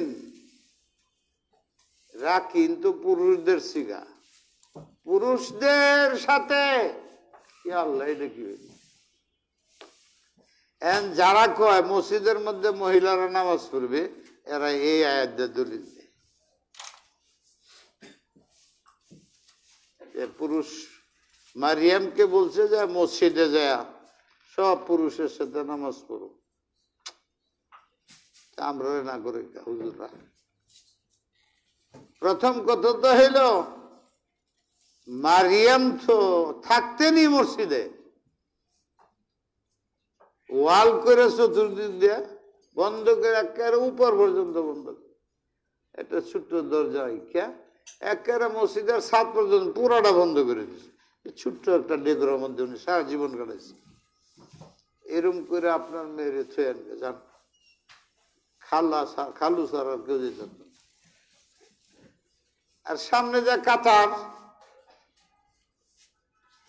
কোন মহিলা যদি পিছনে দাঁড়ায় নামাজ পড়া হবে, উনি তো আসেনি মসজিদে, এই জন্য হইতে পারে। এক। দুই নম্বর, এইটা যদি মাইনেও নেই, তো হলো ওই সময় নবী জাকারিয়া আলাইহিস সালাম অন্য নবীর শরীয়ত, আমাদের নবীর শরীয়তে এটা তো মনসুখ হয়ে গেছে। হুজুর বলে গেছেন আমার পছন্দ হইলো মহিলারা ঘরে নামাজ পড়বে। হযরত আয়েশা বলেন হুজুর কঠোরভাবে না করেন নাই, মেয়ের আবেগী, নবী তো নবীর পিছনে নামাজ পড়তে চায়। আর এইদিকে কাল ভালো ছিল, খায়রুল কুরুন ছিল, কোনো জিনা টিনা হইতো না, বেপরদিকি ছিল না, এই জন্য পিছিয়ে নামাজ পড়তে বলছেন। কিন্তু হুজুর কি আদেশ করছেন, মহিলারা যদি জামাতে আসো তো একদম পিছনে দাঁড়াইবা। এক। দুই নম্বর, পুরুষরা সিজদাতে উঠে না বসা পর্যন্ত তোমরা সিজদাতে মাথা উঠাইতে পারবে না। দুই। তিন নম্বর, সালামের পরে পুরুষরা সব বসে থাকবে, আধা ঘন্টা লাগে, আধা ঘন্টা। মহিলারা সব বাসায় ঢুকে সারবে, তারপরে পুরুষরা বেরিবে। এই তিন শর্তে আমিও ফতোয়া দিলাম আপনার মসজিদে মেয়েরা আসুক, পুরুষরা বয়ে থাকবে, 1000 মেয়ে নামাজ পড়বে, আর সব জাজির বাসে ঢুকে সারলে পরে আপনারা মসজিদে বেরিবেন। বলেন হ্যাঁ। আর ওই যুগে একটা ঘটনা দেখেন, মহিলারা মসজিদে গেছে আর ছেলে তারা উঠায় লয়ে গেছে, গন্ডগোল হয়েছে। আর এখন শতে শতে ঘটনা ঘটতেছে তবলিগের, মহিলা মাদ্রাসায় মহিলাদের প্রবলেম, শত শত ঘটনা ঘটতেছে। ওই কার সাথে কার মিল করতেছেন আপনি? নবীর ব্যাপার। এরপরে হুজুর বলে গেছেন ওই মহিলা আমার সবচেয়ে প্রিয় যারা ঘরের ভিতরে আন্ধার, যেখানে কোনো মানুষ যায় না, ওখানে নামাজ পড়ে। এই তো বলে গেছে। এই 3-2 অর্থের পরে আমি আরেকটা অর্থ করতেছি,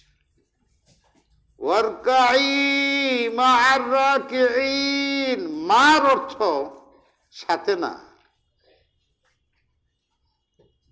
সাথে নামাজ পড়তে নামাজ ফাসাদ হয়ে যায়, সব জানে। তাইলে মার অর্থ কি হইব?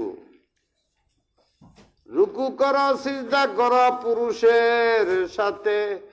পুরুষের নামাজ নষ্ট হয়ে যাবে তো, মশলা কি মুহাজাত হইলে নামাজ নষ্ট ইত্তেফাকান। তাহলে মার আরেক অর্থ।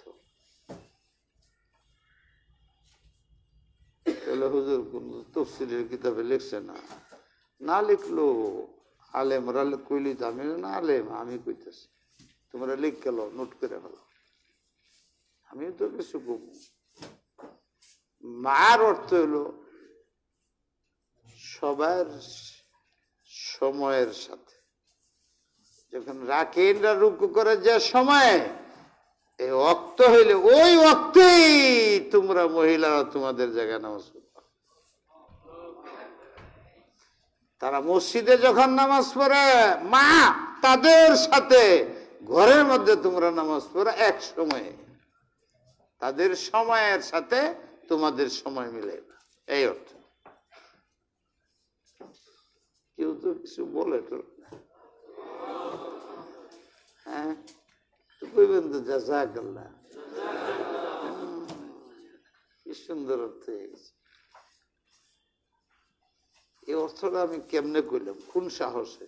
এরকম একটা ঘটনা বুখারী শরীফে আছে, ওখানে এই গেঞ্জাম। ইতাকাফা মান নবী সাল্লাল্লাহু আলাইহি ওয়াসাল্লাম, ইতাকাফাত মান নবী সাল্লাল্লাহু আলাইহি ওয়াসাল্লাম। হযরতে হাফসা, হযরতে আয়েশা, জায়নব বিন জাহাশ তারা মসজিদের মধ্যে হুজুরের সাথে ইতিকাফ করছেন। হায় আল্লাহ, এর মুহাদ্দিসেরা বলছে পেরেশানির মধ্যে, এইটা কি? নবীর সাথে মসজিদের মধ্যে ওনার বিবিরা ইতিকাফ করে, বাঙ্গা বুঙ্গা মসজিদ, শেয়াল উক্তা ব্যক্তি ঢুকে এই মসজিদের মধ্যে খিমা হইতো চাটাই দেয়া, এহেন ব্যাগ বিবির উনি কেমনে ইতিকাফ করে? আল্লাহ, এটা কি কইল? তখন শেষ পর্যন্ত ঘুরিয়া গেছে পরে শেষে কেছে, ও এতক্ষণে বুঝে আসলো মান নবীর অর্থ এলো ফি ওয়াক্তিন নবী। হুজুরে মসজিদে যখন ইতিকাফ করছেন, ঠিক এই সময়ে হুজুরের বিবিরা মসজিদের বাহিরে বাসাতে ইতিকাফ করছেন। এইটা আমি দেখা মনে আইছে, তো এখন এই জন্য লাগাই দিচ্ছি। এটারই বলে আল কোরআন লা তানকাযি আজাইবুহু। কোরআনের সুন্দর সুন্দর অবস্থার পরিপ্রেক্ষিতে নতুন নতুন অর্থ বেরিয়ে, এই যে একটা বেরিয়েছে, এই যে গঞ্জাম মহিলারা যাইতে পারে পুরুষের সাথে, এই আয়াতে বলে, তুমি অর্থই বুঝো না। ওই হাদিসকে সামনে নাও আর এই আয়াতের অর্থ করো। মা ওয়াক্তের মা ইয়ত মুরাদ, স্থানের না, এক স্থানে না, দুই স্থানে, কিন্তু একসাথে একই অর্থে, এইটা অর্থ। যেমন হাদিসের মধ্যে স্থানেরটা কইছে, দুই স্থানে হইয়া একসাথে, তার মানে কি এক সময়ে। এখানেও মহিলারা মহিলার জায়গায়, পুরুষরা পুরুষের জায়গায়, সময় একসাথে। যদি আমার আল্লাহ জিজ্ঞাসা তুই এরকম অর্থ করলে কেমন, বললাম যে নবী যে অর্থ করছে এইটা করছি। নবীরে মানতে কইছো না? কহ আমি মানছি, বাকি না হইলে হে নবীরে ধরো, আমি জানি না। আপনিও তাই করবেন, বলবেন যে হুজুরে কইছে করছি, যদি ভুলে দেয় হুজুরে ধরেন, আমি না। আল্লাহু আকবার। যালিকা মিন আম্বাইল গায়বি নূহিহি ইলাইক। একটু ফাঁকে আল্লাহ রাসূলরে বলতেছে, আমাদের নবীরা, নবী এই ঘটনা কি তুমি জানতা? এই যে মারাত্মক ঘটনা হযরতে মারিয়ামের ইন্তেখাব, তার যে ঘটনা তুমি জানতা? তুমি জানতা না। আছে তৌরাত ইনজিলের মধ্যে, কিন্তু উল্টা পাল্টা লেখা আছে। এই না জানা খবর আল গায়ব, আমি কেবল বিশুদ্ধভাবে তোমাকে পরিবেশন করিলাম হে নবী। মা কুনতা লাদাইহিম, কেন করিলাম? যাতে তুমি তোমার উম্মতকে জানাও, তারা যেন মারিয়ামকে ইহুদিদের কথায় মুতাসির হইয়া তাদের যেন হারামজাদি না বলে, ঈসাকে যেন হারামজাদা না বলে, এই জন্য জানাইলাম তোমার। সঠিক ঘটনা এই। আর এছাড়া তৌরাত ইনজিলে অনেক বাজে কথা, অনেক বই পুস্তকে প্রেম প্রীতির কথা, সব বাতুলতা, মিথ্যা, অসার। এই সত্য ঘটনা তোমাকে জানাইলাম, মহাব্বতে তোমার উম্মতের মধ্যে যেন বিভ্রান্তির সৃষ্টি না হয়। জানায় দো আলেমদেরও, তারাও যেন তফসির করে বুঝায় দেয়। আর এই যে জাকারিয়ার ব্যাপার বদনাম করে, গলত কথা। শোনো আমার কথা, وما كنت لديهم إذ يلقون أقلامهم أيهم يكفل مريم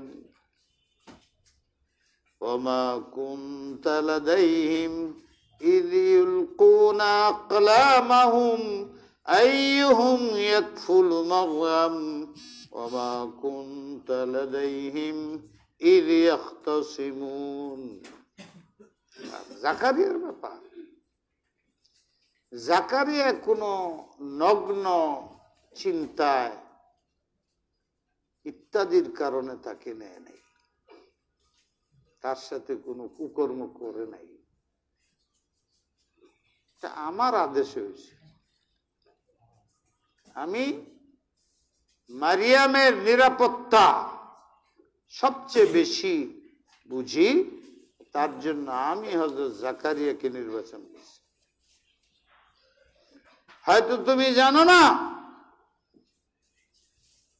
তোমার মনেও সন্দেহ জাগতে পারে, নবীর তো সন্দেহ জাগবে না, কিন্তু তোমার উম্মতের সন্দেহ জাগতে পারে।